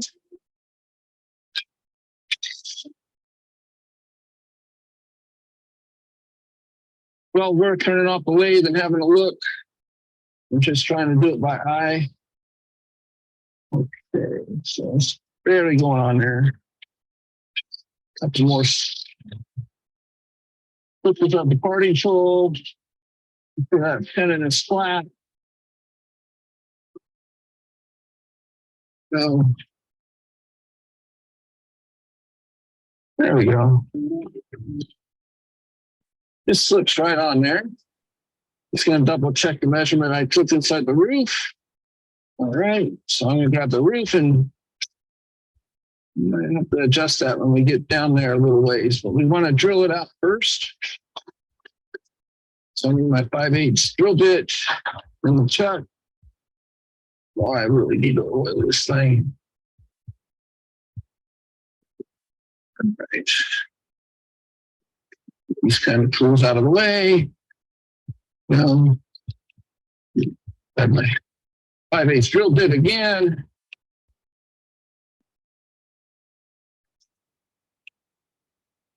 That's not it. This one is 5/8. All right.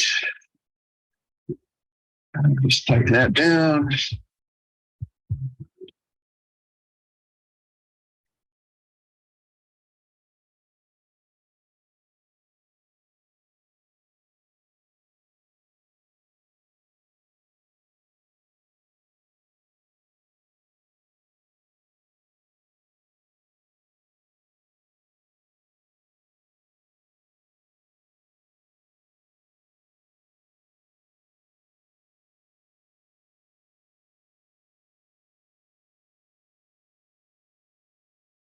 Take this drill chuck out of here because I don't need it anymore, and I don't want my elbows to run into anything sharp.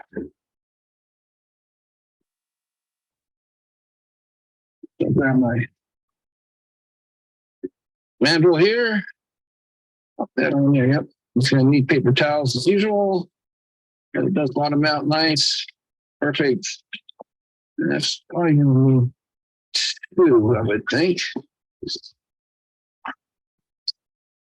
A little looser than I thought it was going to be. 2 paper towels. See how it goes in there. There we go. That's good. Now let's pull this off the lathe out of the chuck here, turn it around. All right. So we'll take this part down and then we'll drill holes for the entrance hole and for the perch. So I'm going to grab my large spindle gouge here. Bring up my tailstock.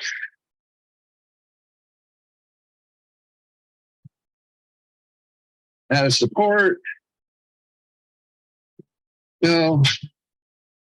Turn up the lathe. This should be.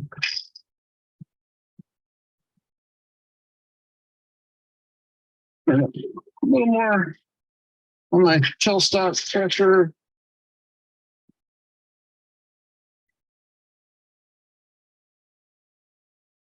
All right, lighter cut so it won't spin on me.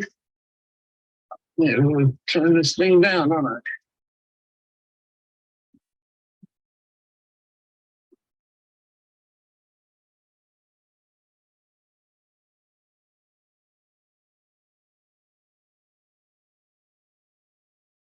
Wow. Just kind of loose and loose, huh?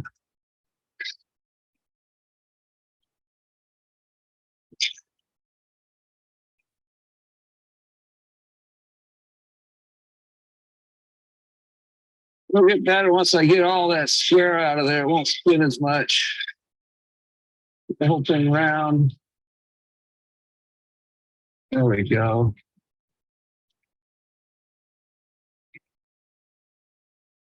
All right, so we need to check. We need to cut that ridge. Did I cut that ridge already? I can't remember. So I'll just measure that real quick. I don't remember if I did. I turned it over before I should have. All right, so I use my parting tool just to cut that down. I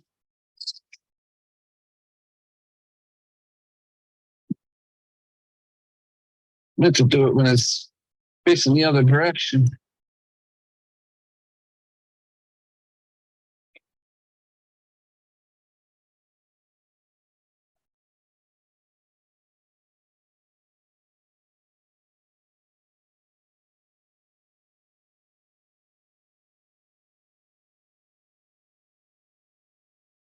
Good to go. Not much.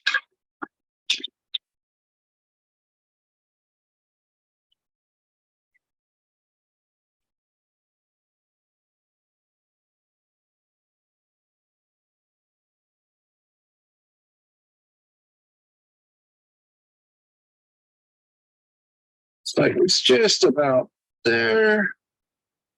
Almost cut, so it should be fine. I just want it a little smaller than what the calipers are showing. So the groove has a place to go and expand. So the wood will expand with the groove. You don't need it to be a really, really tight fit because then you'll just end up squeezing all the glue out of the joint.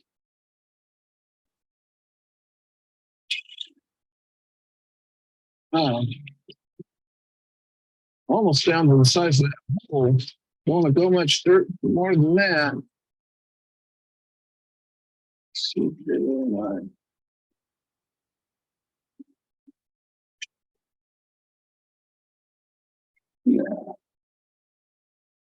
Three. Almost. A little bit more to play with there, not much.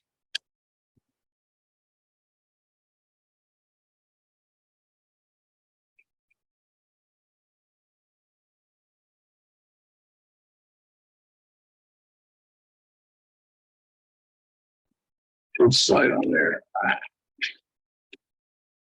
It's always just that last cut, isn't it?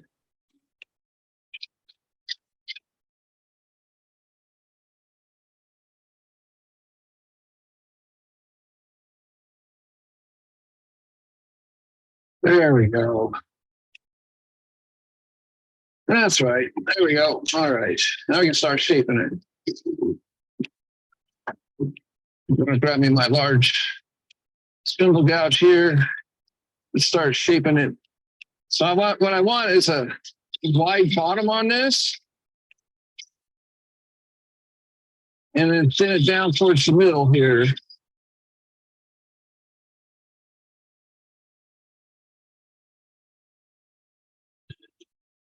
Trying to take gentle cuts because it's going to spin on the mandrel apparently.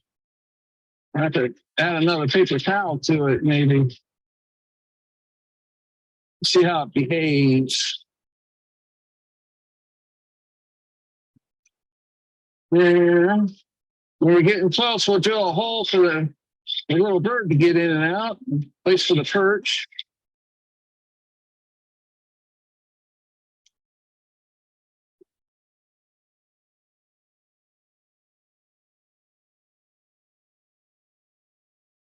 So let's do the drilling. Then we'll do the cleanup cuts. All right. I believe this is the right drill for the entrance hole already in my drill here. Making sure.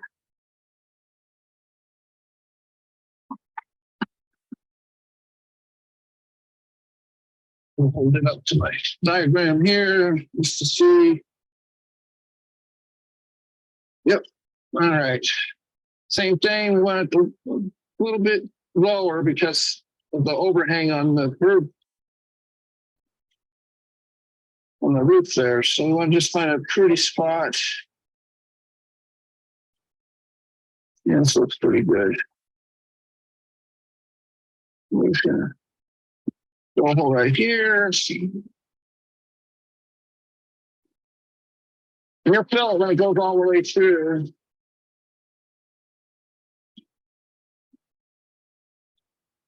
There we go. And then smaller, a little bit for the perch. My perch wood. Try to do the right size here.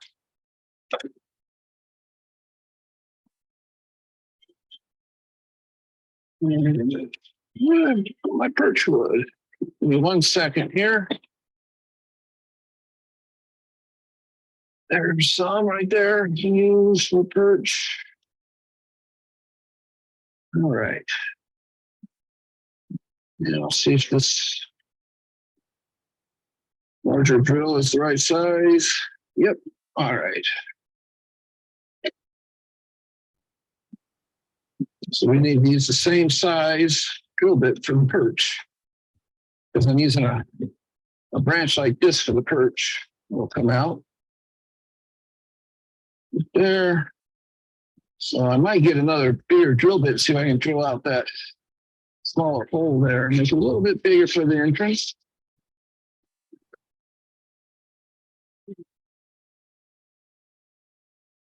So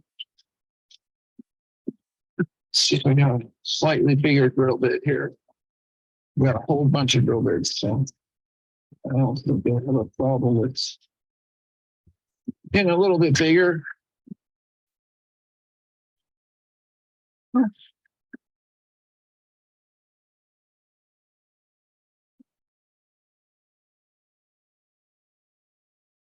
That would be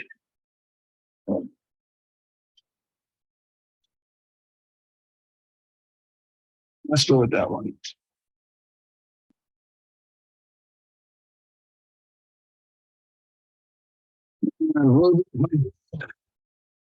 That bit, just hold it steady, drill it out. And it's going to wander on me, and well, we're just going to have to leave it. It'll be all right. I don't want to mess up the hole that's already there. So, all right. So I'm just going to start cleaning this up a little bit better here. Get the shape down.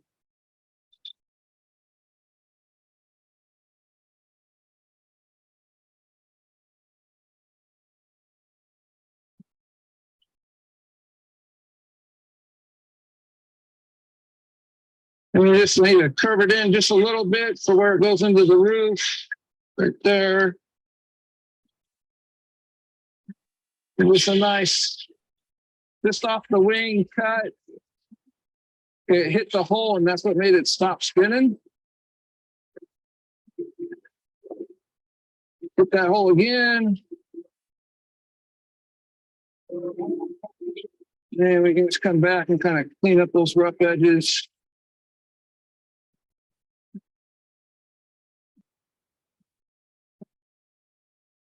And get rid of this little notch at the bottom. And we also, I like to make it just a slight cove on the bottom here, just in case you want to stand it up on a table. That way it doesn't rock around. This is the wing for a draw cut to clean that up. Make that a little bit rounder on the bottom. Clean up this B, make it a little bit more rounded. The high spot right there. Make that curve come in a little more gentle. Nice light feathery cuts. It's a little high right there. I'm looking at the horizon of the piece.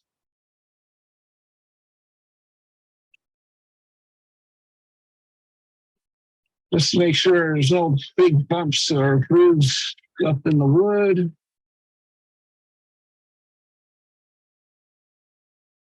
All right, that looks pretty good. Now slide right up into the mushroom there. I'm just going to take it, shave that off just a little bit.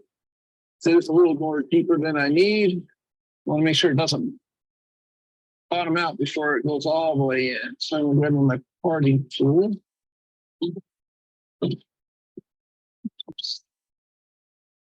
Cut some of this part away.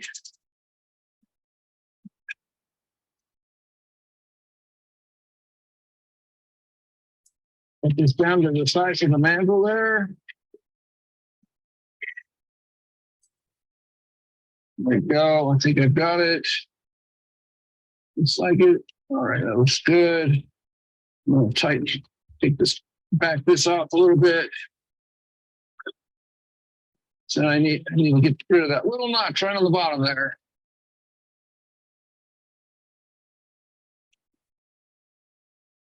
My goodness. I don't know if you guys could saw that.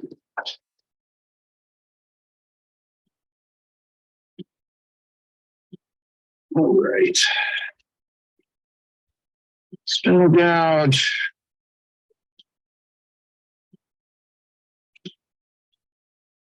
Look at that little hole that the tail center put in there.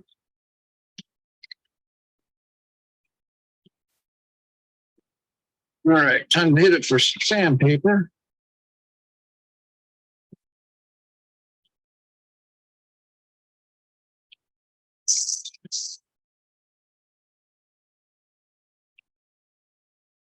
So that's 220.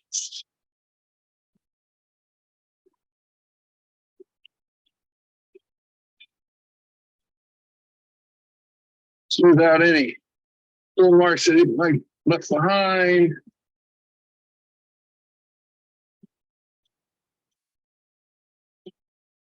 There's some marks right here that are a little, oh no, those are just the defects in the wood and the bump there. So just a little more sanding right there. And hand sanding will get rid of that.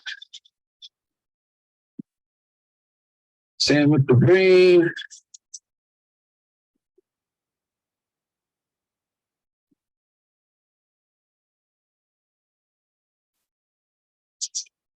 Right.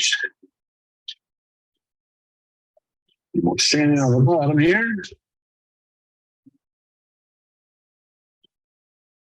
Go grab a 320.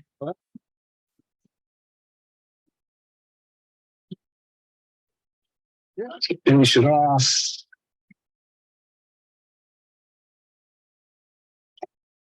And we'll put some oil on this one too.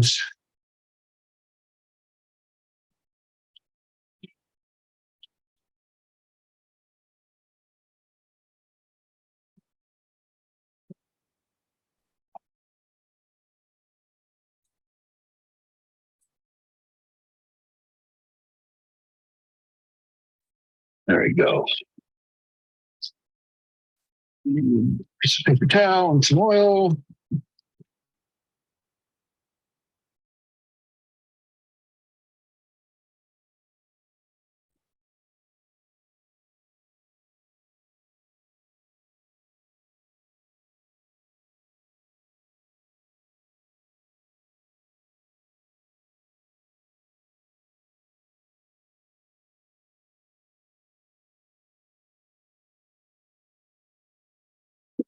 Really pop the grain, if you can see there. Real pretty stuff. I sell a lot of birdhouses at craft shows this time of year. People flock to them. Pardon the pun. They always come to my booth wanting to see what kind of new birdhouses I've come up with.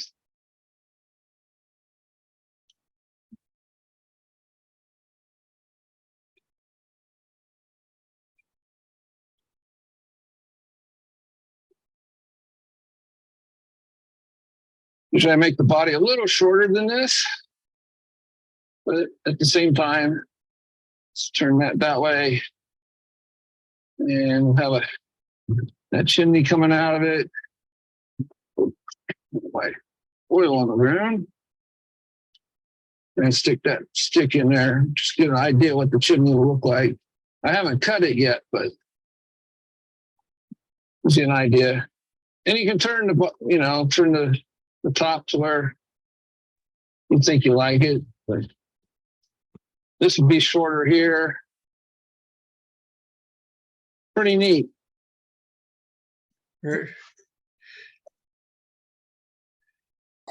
Nice job, Scott. Very good. Thank you very much. That's Very pretty good, cool, Scott. Scott.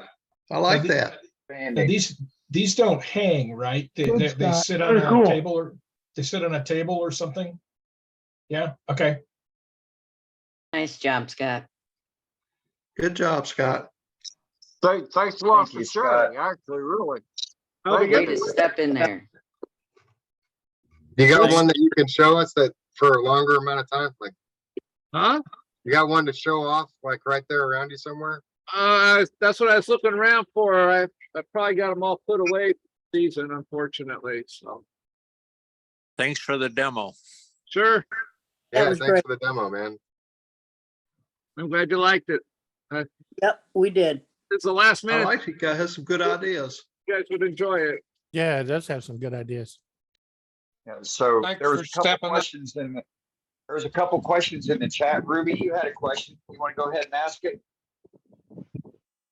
No, I think it was answered. Thank you. Okay. Okay, right on. Anyone else have a question that wasn't answered? All right, well, without further ado, let's go back to Captain Eddie. All right. Once again, thank you very much, Thank- Scott, for Thanks, coming on Scott. that. All right, Eddie. I'm looking Back at you. for that worldwide wood turner sticker on the side of that lathe. That's You can't see it. It's okay. Can't see it. Yeah, and Grandma's I'll house. take put some in the mail for you tomorrow morning, okay? All So right. you can put- Okay. I think I've got mine where you can see them. Yeah. Oh, we still have stickers. Details on the front. Got 'em in the same spot there, Billy. World details on stickers on the front page of the world's greatest website on wood turning, worldwidewoodturners.org. That's right. Your club, your website, you put stuff there. To show you how this club operates and comes forth. Tonight, we had a whole different demonstration lined up. That member had some IT problems, couldn't get it to work. No biggie. We had another member sitting in the wings with his little collar on. And he said, hey, I got something I can show you, and we can go there. That's what this club is about. We come up with the things no matter what. We haven't lost a bet yet. It's this is number 202 for meetings. We've been at this just about 4 years. It all got started from a trip I made to SWAT 4 years ago, where I realized that sitting with my friends and family at SWAT, that there wasn't a source for us all to just get together with no commitment, no money, no politics, and just sit together and chat about wood turning. And a couple of the important things was, and you may be able to understand this, we have no politics. We don't elect anybody. We don't select anybody. If you'd like to do something, you say you like to do it. We'll look at it. We'll say, okay, let's do it. We don't have to get a board or committee or whatever to approve it. No, we look at it like wood turners and say, yeah, that sounds good. Number two, we don't have any money involved. I've been in some very fine organizations that let the almighty nickel rule what the club did. The almighty nickel is not what this is about. This is about wood turning. Honestly, I couldn't give a damn if we made or lost money on this. It's not about the money. It never has been, never will be. So if you're with me on this, stay with me on this. And there's nothing to lie about, nothing to hide. Nobody's going to call you and say, if you buy a subscription to this, you know, I got a note in the mail that said, I've been trying to get a hold of you for weeks about your car warranty. That ain't going to happen here. We don't care if you got a car. But if you want to be part of this group, jump on board. If you have something to show in gallery, remember the no but guarantee? The deal is this. You have something to show us. We can look at it. We can tell you if we like it. But we cannot say, I like that but. Remember the but can't be that. I like that except the except can't be that. I like your work. I nor anybody else is qualified to tell you if your work is good or bad or indifferent. It's beautiful. I want to see it. And don't forget, tonight, before you leave, Brenda just reminded us, but we have Don in Australia to remind us also, save the chat. In the chat tonight, you're going to find the address to Mark Soleil. Mark's having a few health problems. Mark, he's too grumpy to do anything else except get better. He really is. He's sitting around the house. He's picking up his feet. He's starting to go into physical therapy. Hey, that's humbling. If nothing else, I mean, it's hard for a grown man in his prime, that's Mark, to step down a notch and accept it. And that is difficult. So drop him a note, give him a call, say hi, tell him you're behind him. Remember, he's family. He's as family as anybody you ever have. So it's important that you do that. Same thing happens with our other members. We've had members come and go. We've had members that are just, it's not efficient for them to be here at this time. I mean, I'm seeing we have some dollars here. It's in the afternoon in Australia. We have a couple of UK members here. It's 2:00 in the morning over there. And we're all together as friends. And that's why we're doing this. And I enjoy it. Remember, if you send us gallery photos, we'll use them on our website, etc. And if you would, post them on our Facebook page, but let's stretch it out a little, okay? One photograph is nice, but you don't want to go around life all everybody seeing just this. You know, that's not the better part. That's the better part. So let's do more than one photograph of your work and put them on there. Put several images. We don't charge per image. You don't pay per image. It's a good chance to show the different facets of what you do. And if you, while you're turning, because tonight we were talking to one of our guys about holding a baby rattle and how to do it. We came up with like 20 different ideas while he's just showing them. All right. If you come up with an idea how to hold that, take a photograph of it, put that on our Facebook page. Yep, that's legal. Yep, because if you can hold it, you can turn it. And most of the time we have a problem with how would I ever hold that in order to spend this and get this worked out. So that's what we're looking for. And the more, the merrier, really do. We have a lot of guys from Ireland and the UK in with us tonight. Welcome, gentlemen, ladies. Sometimes I say welcome, gentlemen. I don't mean eliminate the ladies. It took me 10 years to get the way I introduce at meetings and say turners. Welcome, turners. And only because I had a really nice lady reel me in one time because I didn't talk to her. So welcome, turners.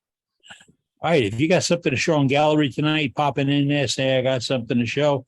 It's about 8:15 Central Time. We push the button at 5:30 Central Time. Oh, Danny does. And then I pull my plug at 9:00 Central Time. This program continues. This meeting continues. We're right now at, I can't even see the count right now. But we're at 81 members on board at exactly now. But at 9:00, I pull the plug. The meeting keeps going on. I don't want to say it's a BS session. It's a wood turning session.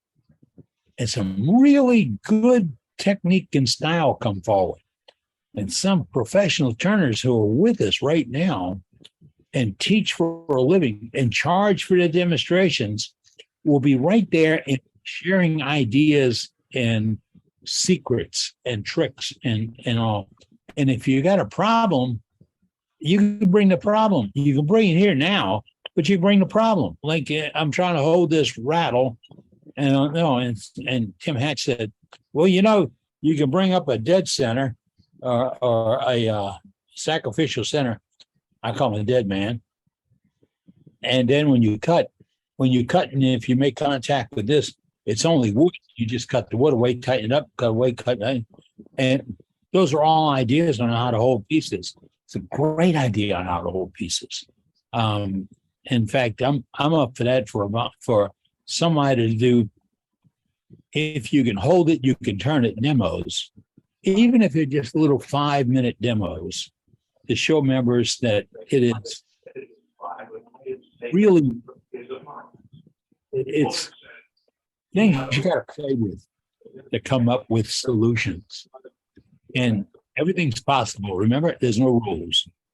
The only holdback is you, really. That's not a cliche. The only holdback is you. So let's go. Who we have up for gallery right now, Mr. Dane? Well, we got Mr. Bray up next. Bray, all right. Yes, What's he sir. got? We got Greg. Hey, Greg. Yeah, Captain, you was talking about some wood moving when we first started tonight. And this here, let me move this back, is a piece of apple root that really moved. I don't know if you can see it. Looks like it went football shape. Oh yeah, it really moved and stayed together. It's an apple, the root wad of an apple tree. That looks nice. It is Though beautiful. It Looks was great. plenty wet, Bray. What? It was plenty wet. It was very damp. Yes, I turned it when it was green. it just being cut. You can look at the sides right there. You can see how much it moved. Yeah. Right? Isn't it sweet when you do fruit wood and it does that, just walks around? Yeah, I call this a twisted whirl. It is twisted. And then here's one I've been working on. Let's see if What is that, pecan? it's a sycamore. Wow, look at that grain. Yeah. Oh, you've got it textured on the outside. Yeah. Yeah. Off. Yeah. There you go. Yeah, that's nice, Greg. It's a leaf pattern on there, but you can't see them very well on the camera. Now they coming through. Now they coming up. They look very nice. It turned out pretty good. I do every time I do a class, I've got 15 students this month, and every time I do a bowl class, I do a demo on one, and then I have a lot of these laying around, so I thought I'd do some carving on it. So that's all I got. By any chance, do you have any of your Siberian elm bowls, Greg? Do what? Do you have any of your Siberian elm bowls inside? No, I don't. They're all out. Okay. Okay. Right on. Sounds good. Well, speaking of Siberian, let's go to John. He's got some Siberian he wants to show off. I do have a piece of Siberian elm. This is a my own. We got you. Okay. This is a rough piece of Siberian elm. It's in grain. It's about 4 inches by 4 inches. And I wanted to show it just because it has such unusual texture on the outside. Baby These are burls. knots, standard knots that you find after you take the bark off of the piece. And all of the pieces 4 to 6 inches like this will have this on it, and I suspect that the larger pieces do as well. If you turn it wet, which I turn most of my wood wet, this is in grain turn, and it has a tendency to crack. The bottom will shrink a considerable amount. You can't really see in there, but it's an interesting wood to turn. This has no finish on it. It's just turned, and I use it as a pen holder. Very nice, John. Beautiful wood. Beautiful. They look beautiful. Yeah, it's real Did you pretty. turn that green? Yes. All right. Well, thank you very much. All right, let's go to let's see. Kelly said he had something, or May has something. Kelly, you out there? There he is. You're muted, Kelly. All right, let me go grab Now it. we got you. I'll go grab it. All right. Double time.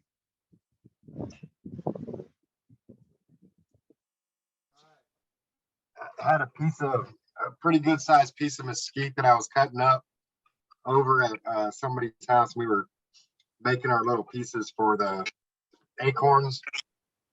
And I thought, I never have turned a hollow form out of mesquite before. Whoa. That came out well. Beautiful. Yeah, that's nice. I like that. That is pretty. Yeah. And of course, it smells like a saddle shop. I love it. Beautiful. That's all I got. Real Right on. pretty. Thanks, Good job, Kelly. Jeff. All right, let's go to Tim. Hey, Tim. Hey, good evening. So, earlier today, Captain Eddie was talking about fruit and pens, and I know some folks like me, when I first started turning, I didn't have a bunch of money for pen kits and things like that. But this pen is made with a Bic 12-cent pen. I'm going to put a link in the description there, down into the chat. It's one of Captain Eddie's pens, and of course, the wife made, added a little duck on there on that one that my son made for her, and my granddaughter's been doing some turning and that type of stuff. Guys, if you don't have money for friggin' pen kits from Craft Supplies or Penn State or whoever, just go get you a Bic pen, pull out the insert out of it, and turn yourself a wooden pen. And like Kevin was saying, those things make great gifts to hand off to folks. And in fact, I'm taking the grandkids to Disney World here in a couple months, and we bought them some little leather books so they could have signatures from their favorite characters and whatnot. I'm going to turn them a couple pens to take with them. So I just thought I'd share that with everybody. Just, if you're trying to do stuff on the cheap, not everybody can afford all those extra big chucks and everything else. There's a lot of great videos that Eddie put out with Big Guy Productions and Kevin Eddie Castleman, that type of stuff. When I first started turning, that really helped me out come along. So that's all I got. Right on. Thanks, What size Tim. drill do you use on that? For the Thanks a lot. What was the question? What size drill does he use to hollow it? Off the top of my head, I don't remember the size of it. I've got it set aside. There's actually two different drill bits that I used for that. But in that link that I set up there on the chat, that'll tell you all the dimensions of everything you need. Thanks, Tim. It'll give you a source for the bits. They come from either Granger.com or MSC Direct. And it's called an aircraft bit because it's 6 inches plus long. And the bit is the mandrel. And the whole secret to drilling these and making them is to do it unconventionally. You don't drill it on a drill press. You don't drill it using the tailstock. You drill it with your headstock, a chuck, and your hand, and you drive the bus.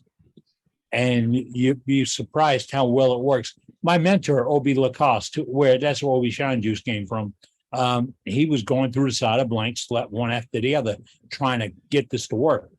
And that's when I got to looking at how much force you can put on a drill bit with a quill. Turning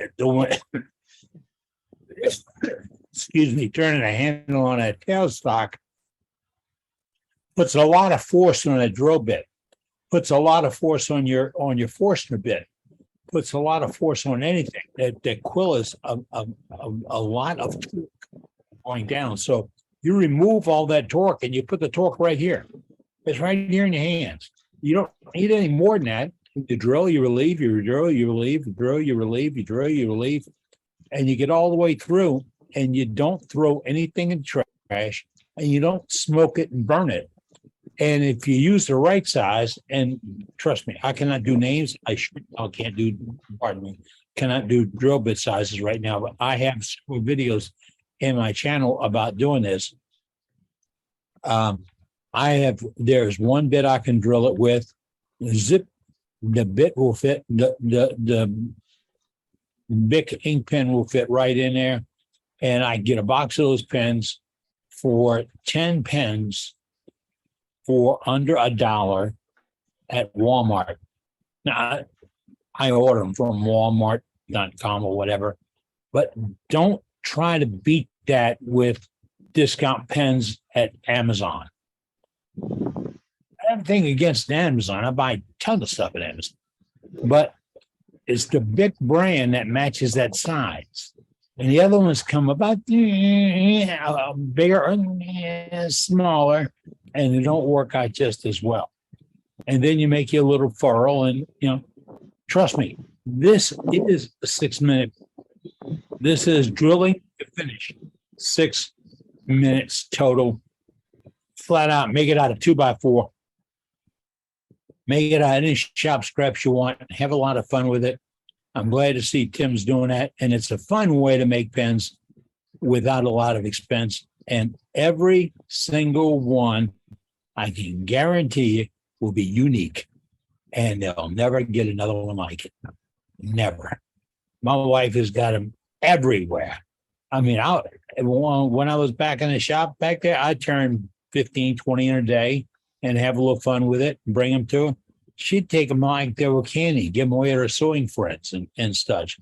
And Tim Hatch says it's a 5/32 by 6 inches. 5/32 by 6. The item number is in the video.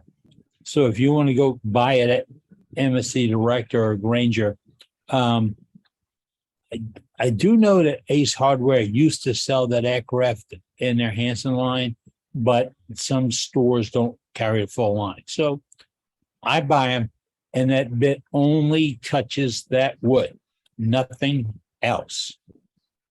I don't use it for anything else. And when it gets done, it goes away to come back just for doing that again. So if you want to turn things like that, they can be fun. Now, using a bit for a mandrel, I saw somebody this week do one on Facebook. Yeah, Facebook Live. He did a bottle stopper hole with using a 3/8 inch twist drill for his mandrel. No, it wasn't a 3/8. It was 2 letter sizes smaller than 3/8. Because when he got done, he took it off the drill bit and screwed in the Ruth Niles stopper right into the end. It matched it up perfectly. So he didn't buy the mandrel. He had a block of wood, he had a drill bit, he had a chuck, put it on end, zoop, zoop, zoop, zoop, zoop, cut the corners, and it's nice. And if he had a cork, a real cork piece, which I used to be able to buy those at craft supplies. But they're a fun thing to do if you could get the real cork stoppers, to do a bunch of them and bring them to a party or a function and just leave them. Just leave them behind. I mean, it doesn't matter if you bring a bottle stopper to a party. You don't need to bring it home. So, right. It's about 8:30. Got a little time to show the gallery if you got something to show. You turned a pen, you turned up something unique. You have a unique way of doing something. You got a nick or a trick or an idea. Is it a secret? We won't tell anybody. Well, No, we trust won't me. tell anyone. We won't tell anybody. Y'all have to, swear. Okay, y'all swear. Pinky promise. Jim Duxbury said, "Do you start the hole with a short bit?" No. I put the 6 inch in there. I'm going to have to do that for you and show you. I put the 6 inch in there, and then everything is I'm holding it, and it's amazing. This has got a unique memory to it, and it can feel what's happening much more than you can feel that drill bit being under pressure, because they'll hook. That bit of hook can come right through the side. And that's what OB was experiencing. He was losing a lot of wood to it. I came back and thought, I've got to be a better way to drill this. And I drove back to Lafayette, Louisiana the next day, say, OB, watch this. It felt so good because the man cared so much with me. I could go back and say, I got one for you. I got one for you. So what do we have? Well, we got the wild man down in South Texas. Nothing Joaquin. safe. Nothing safe. Yeah. There he is. In the deep South swamp. Well, do y'all know this guy, Jim Duxbury? Oh, boy. Whether he's a troublemaker, agitator, or instigator. Oh, this all the guy above. is driving me nuts. I got a story to tell.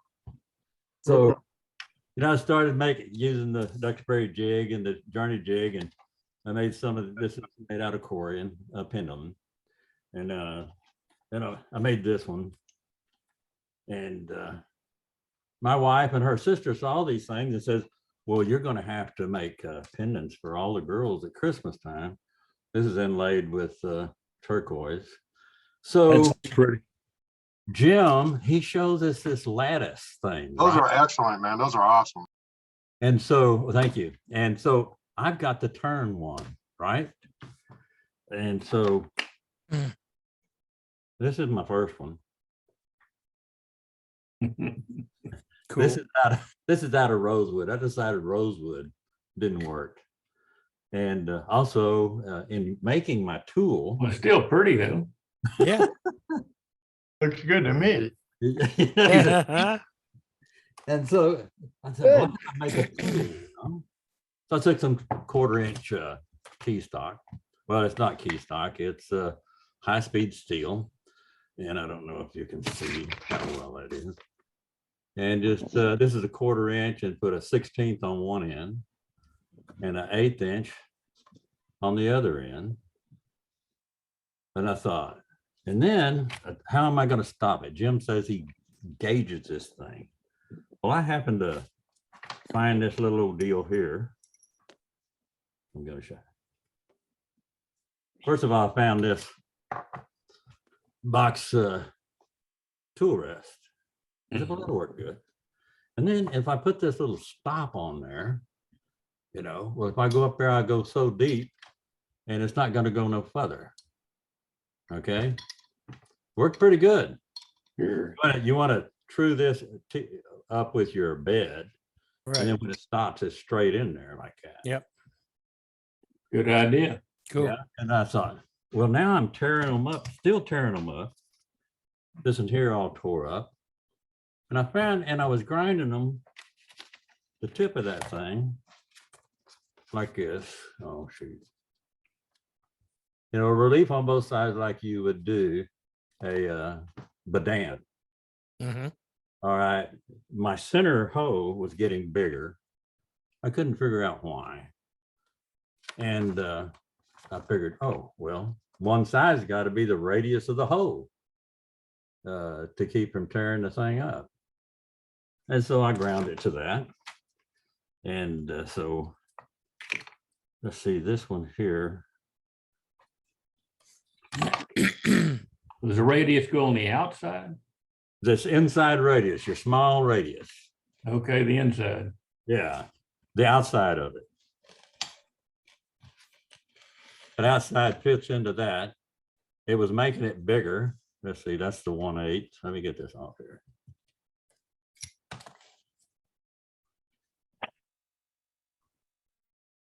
You're taking the bottom of the tool and off, right? Yeah, on a radius. And so that's got about that radius on there or more. You don't want it to rub. When it was rubbing on the outside, it was making this wider going inside and making the gap too wide. When I put that radius on there, well, it did pretty good. And another thing you don't want to do is go over it twice. This one was okay. It was going to be all right. But I went back a second time in there and I tore it out. It's like, you know, when you're turning something thin and you're going to do 1 inch at a time, when you finish that first inch, you don't go back. Yep. Right. That's the thing with that. So today, I was having a problem with the double-sided tape. So I decided, okay, I'm doing this side first.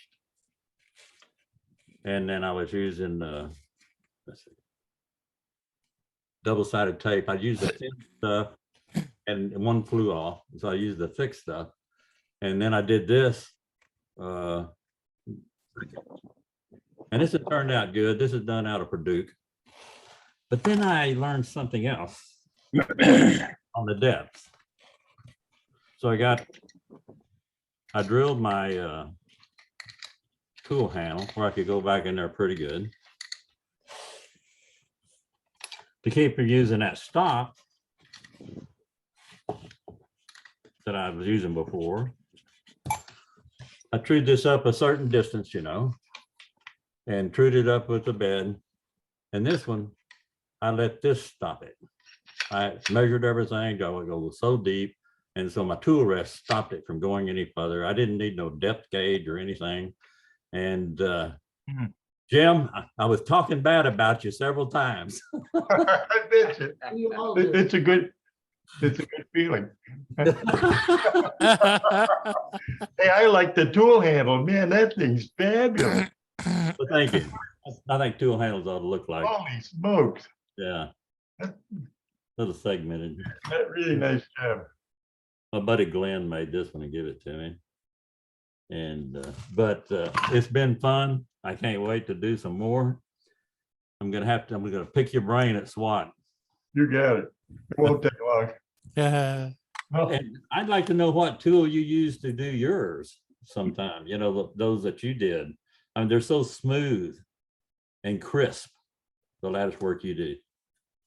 I do a long, thin point, radius point on the regular, let's see, it's about a 1/2 inch parting tool. It's less than a 1/16 wide. Yeah. I sharpen it with a radius on it, real sharp radius. Okay. The wood sees the tip of that tool. And if it sees a 90 degrees, that's not sharp. I mean, it's sharp in some cases, but when you get a point right up in there and stay below center, you're putting the point right into the cut, and that really cuts nice. That's a good idea. I could radius the side of that because I found that I do get a small radius on the inside of that, the smallest one. The smaller ones are even more sensitive to that. On these bigger things like this. Could we put Jim on the screen so I can see what he's showing? Yeah, No, both of them would be nice. Yeah, working on it. Split screen with it. Don't do that, don't do that. Anyway, on the bigger ones, you don't get much of that. Okay. But when you start getting the smaller holes, you start to get a radius. I could knock the top off of that. Yeah. My tool's out in the shop, all right. I'll bring it to SWAT, or I'll show you how to do it at SWAT. But Okay. this is similar to what you're doing. This Oh my goodness. was a rectangular piece came down here, cut it at 45, and about 1/8 of an inch taken out, and and then this flipped over and put back together, so that becomes an oval. But when you showed these, that's what inspired me. Oh, Tendon. Okay. I'd love to see that tool, Jim. You're saying it's a parting tool that you're using? Yeah. I'll show it. We'll be here next week. This is the same kind of thing. Mm-hmm. This was a rectangular piece with this whole thing turned in it. Cut it this flipped over and put back together, so you get S shape. Yes. Yeah, I see it. How cool.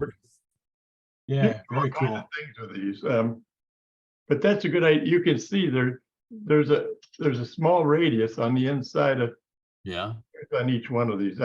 That's just bad sanding, I guess. But well, it probably works better that way. You know, if people are using it or whatever. I mean, it probably works that way to have those slightly rounded, doesn't it? Yeah, I would think so. Yeah, that's a good idea. Really good idea. Mm-hmm. But do people use them as decoratively, or are they coasters, or how are they? You know, what are they? Oh Lord, these are what are these? Rivets. Oh, ornaments. You got little rings. Yeah. Ornaments. In fact, we have a stand. Where's it? My wife handles all these. She knows where she puts everything, so I can't find it. Anyway, these are the stands. Yeah. But they didn't, we thought it would be a desk thing. We thought it was neat, but nobody else did. Anyway. Well, I was using my 1/8 beating tool for a spacer and also making them round, and then cutting out the space. As far as the depth, I guess I just watch the depth, that's all. Sometimes I use a depth gauge, but when you use the depth gauge, especially on something like this, you've got to use a bar that goes across the whole thing. Mhm. If you're doing precision work, this is dished down to this size here. This is a 3/4 of an inch thick. This center is only 3/8 of an inch thick. So this has to be dished down a good 1/8 of an inch. And then this is the back of that rib inside there is actually the center of the piece. So you use a depth gauge with a wire that goes down so that you're always referencing to this point. You reference to here, then you reference from here to the back of that. You don't reference from here and then to here. Yeah. Because you build up I couldn't figure that out. That's why I decided on the depth and put a stop where I couldn't go past that point. Yeah, that's great. That's great. Yeah. I like that tool, but I'm not going to make that tool anymore. I wouldn't use that thing. I'd keep that in the bedroom or something. That's too damn nice. It's so neat. I appreciate you and appreciate it.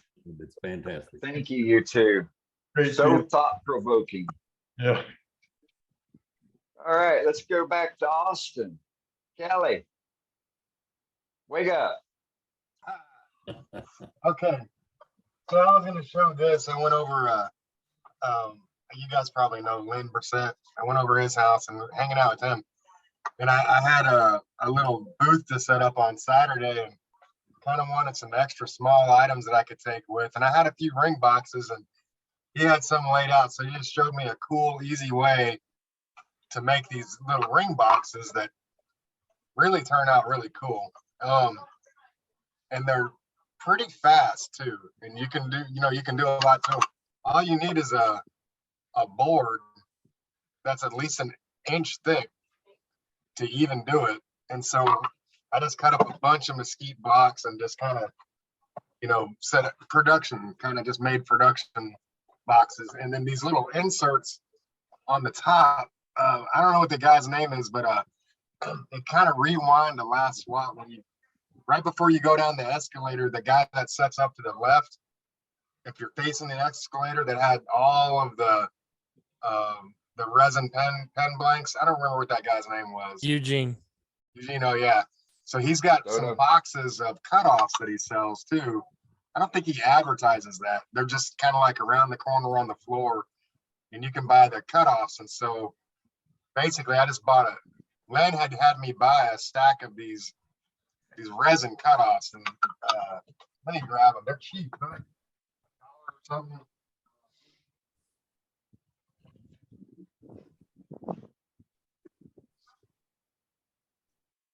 Yeah, so I got a handful of them last year. And I've used them a couple of times, but they're great. They're just all the cutoffs from when he's making those pen blanks to size. And so each one of these things is only $1. And you can just take it and cut it into about 3 pieces. And however you want to do it, I just glue it onto a glue block. Actually, my offset block has a waste block on it. So I just stick a little square on there and turn it into a circle. And then you can have little inlays on all your little jewelry boxes that you make real fast out of just a board. Cool. Yeah, nice touch. Yeah, Kelly, that's Eugene Soto amalgam mutt. Yeah, Is I think I already have the stuff he makes. enough to last me next year, but I'll probably end up buying some more anyway. Never have enough. Never have enough. All Yeah, right, Gene's a thanks, great guy. Kelly. Yeah, he's been doing it for a while, huh, Billy? Oh yeah. All right, let's go to Randy. Hey, Randy. Good evening. This is going to be rather odd because it's not wood, it's not turned, but it is a pen. And this is what it looks like. Now, I don't know if you can read that. Maybe I should turn it around like that. A lady came to our church and she was making polymer clay. And this is on a Bic pen, but you may use the whole pen.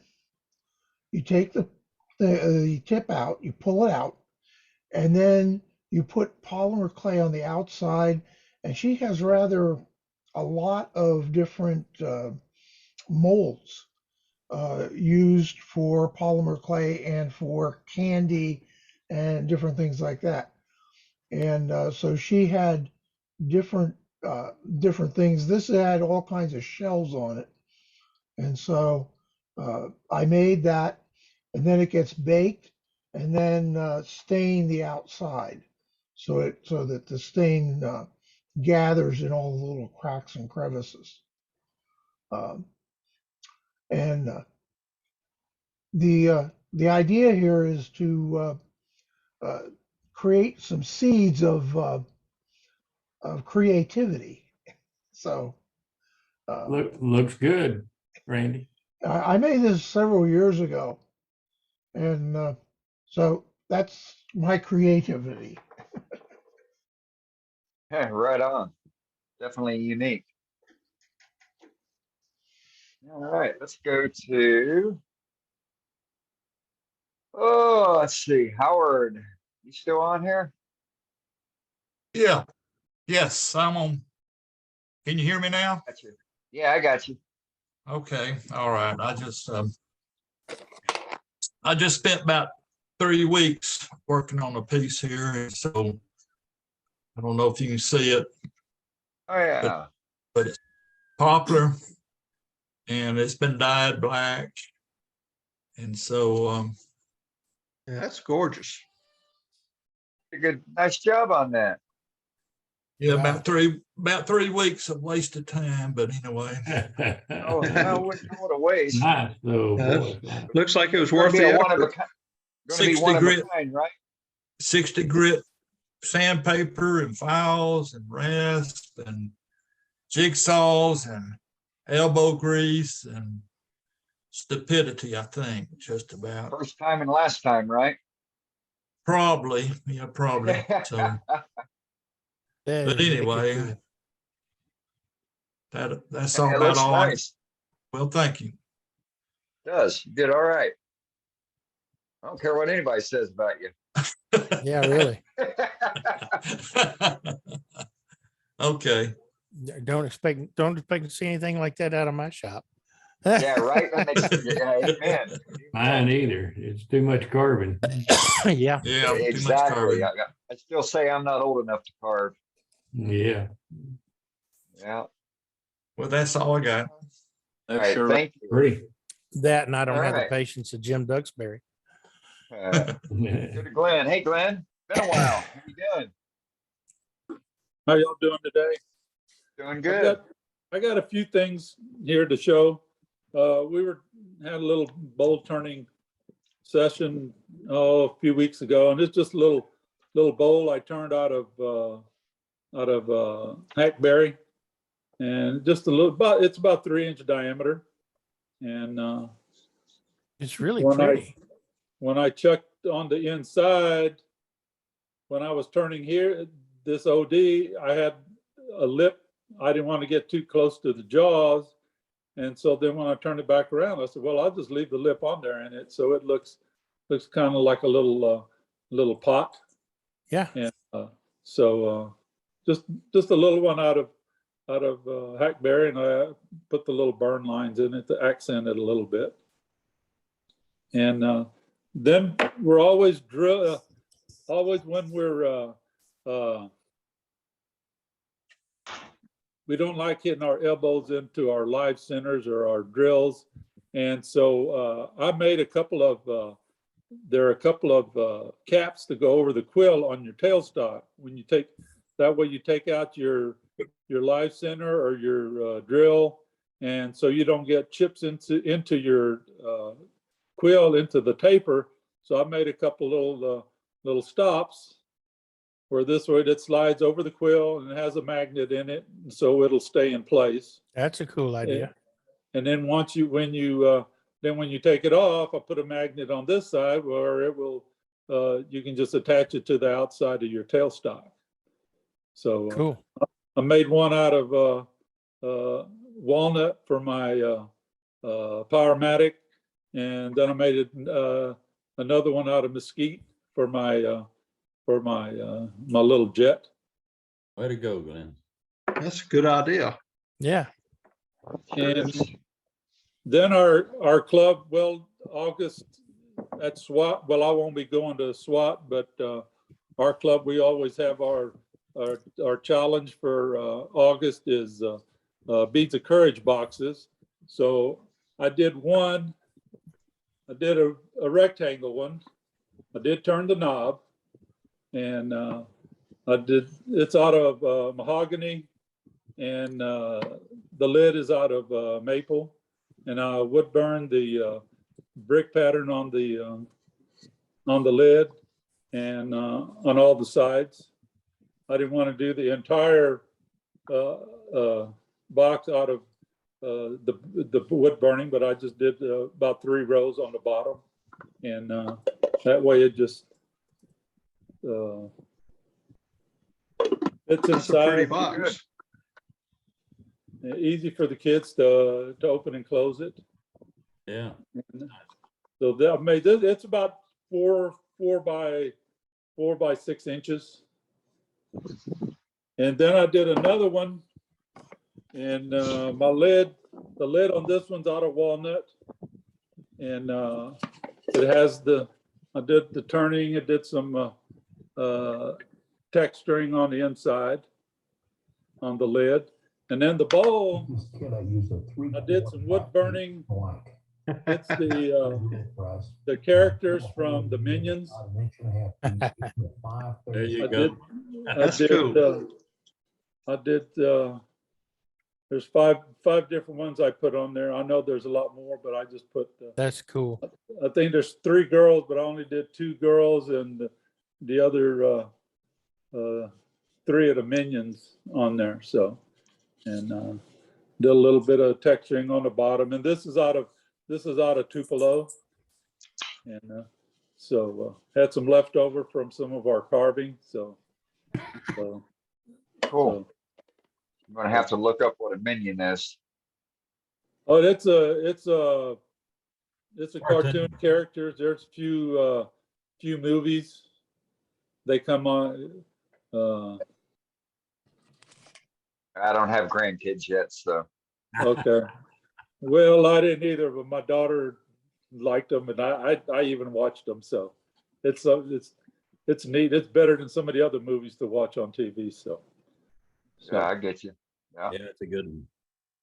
All right, that's all I got. Very good. Thanks, Glenn. And good You're welcome. seeing you. It's been a while. Yep.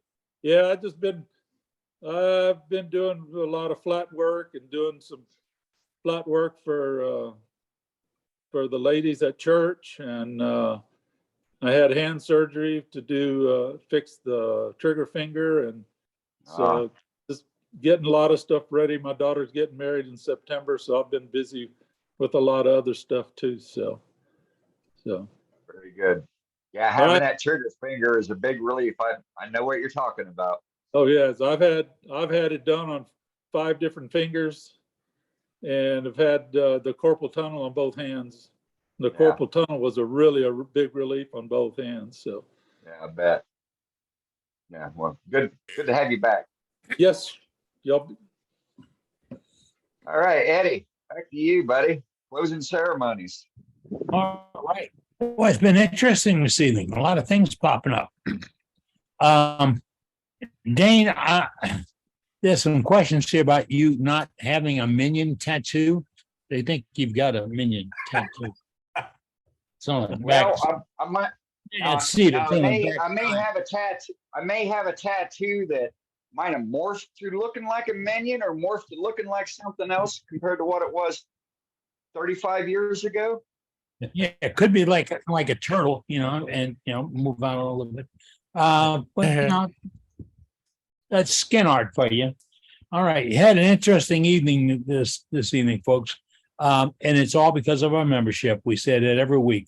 We're all getting together, sitting out in the parking lot on the tailgate of the truck, telling stories, lies, sharing tips, tricks, and all that. And you've seen them here tonight, folks. You've seen people that teach wood turning, thanking other people that teach wood turning on ideas, thoughts, and methods on how to wood turn. And that's what we do, share those ideas. I love it when I see a guy that I love the work he turns out. I love to see the ideas he comes up with.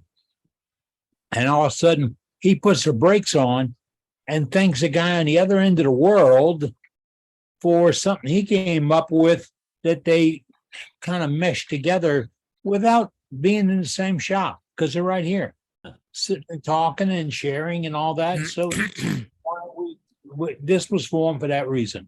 Get us all together, share the ideas, and next week we'll have another great demonstration and we'll have another look at it. And we're all getting ready for the SWAT show coming up in about 3 weeks. That's coming in Waco, Texas. I can't make it. I'm on the line with a couple other folks that can't go this year.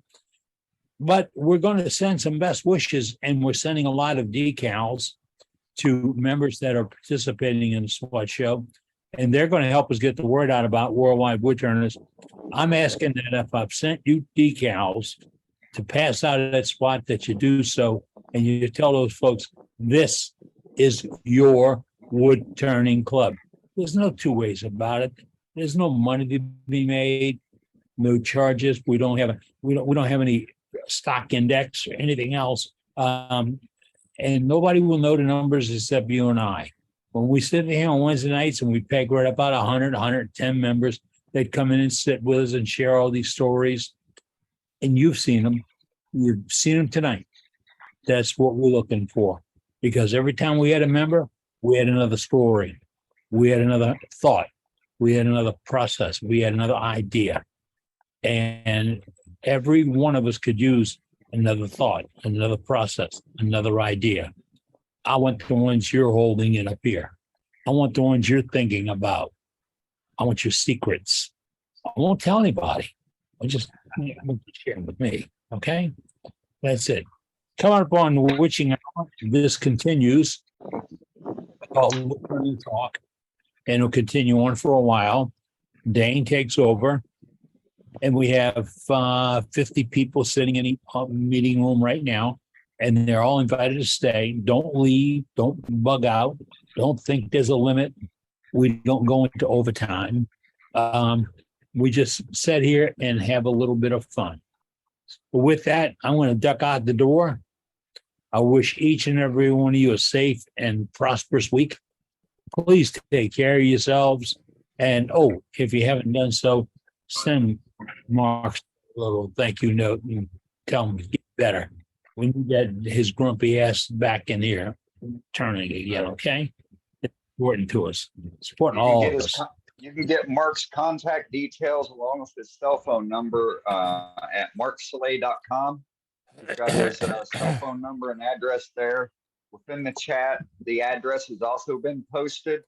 And then if you want to use our contact list that we have here on the website, as Dave Rhodes showed earlier in the program, go to it, select and fill out the instructions on how to get the contact list for all the members that have provided their contact details. Go down, find Mark's, plug in his number on your phone, give him a quick call just to say, hey, how you doing, buddy? Just wanted to let you know somebody's thinking about you. And then he'll hang up on you because he's grumpy. Yeah, don't let his bad mood turn you off. He's like that all the time. Yeah. But yeah, let's take care of family. That's it. We did hear from Kim Tippin tonight through Doug Rowe. So a lot of, all these names we drop, and we drop every week, are just friends of the meeting that pop in, pop out, come and go, have a good time with us. But I was saying, good night, take care. I'll see you again next week. You make my week because this is your, none other, your wood turning club. Good night, folks. Be safe. Take care. Good night, y'all. Good night, Good night, everyone. Good night. Good night, Ed. Officially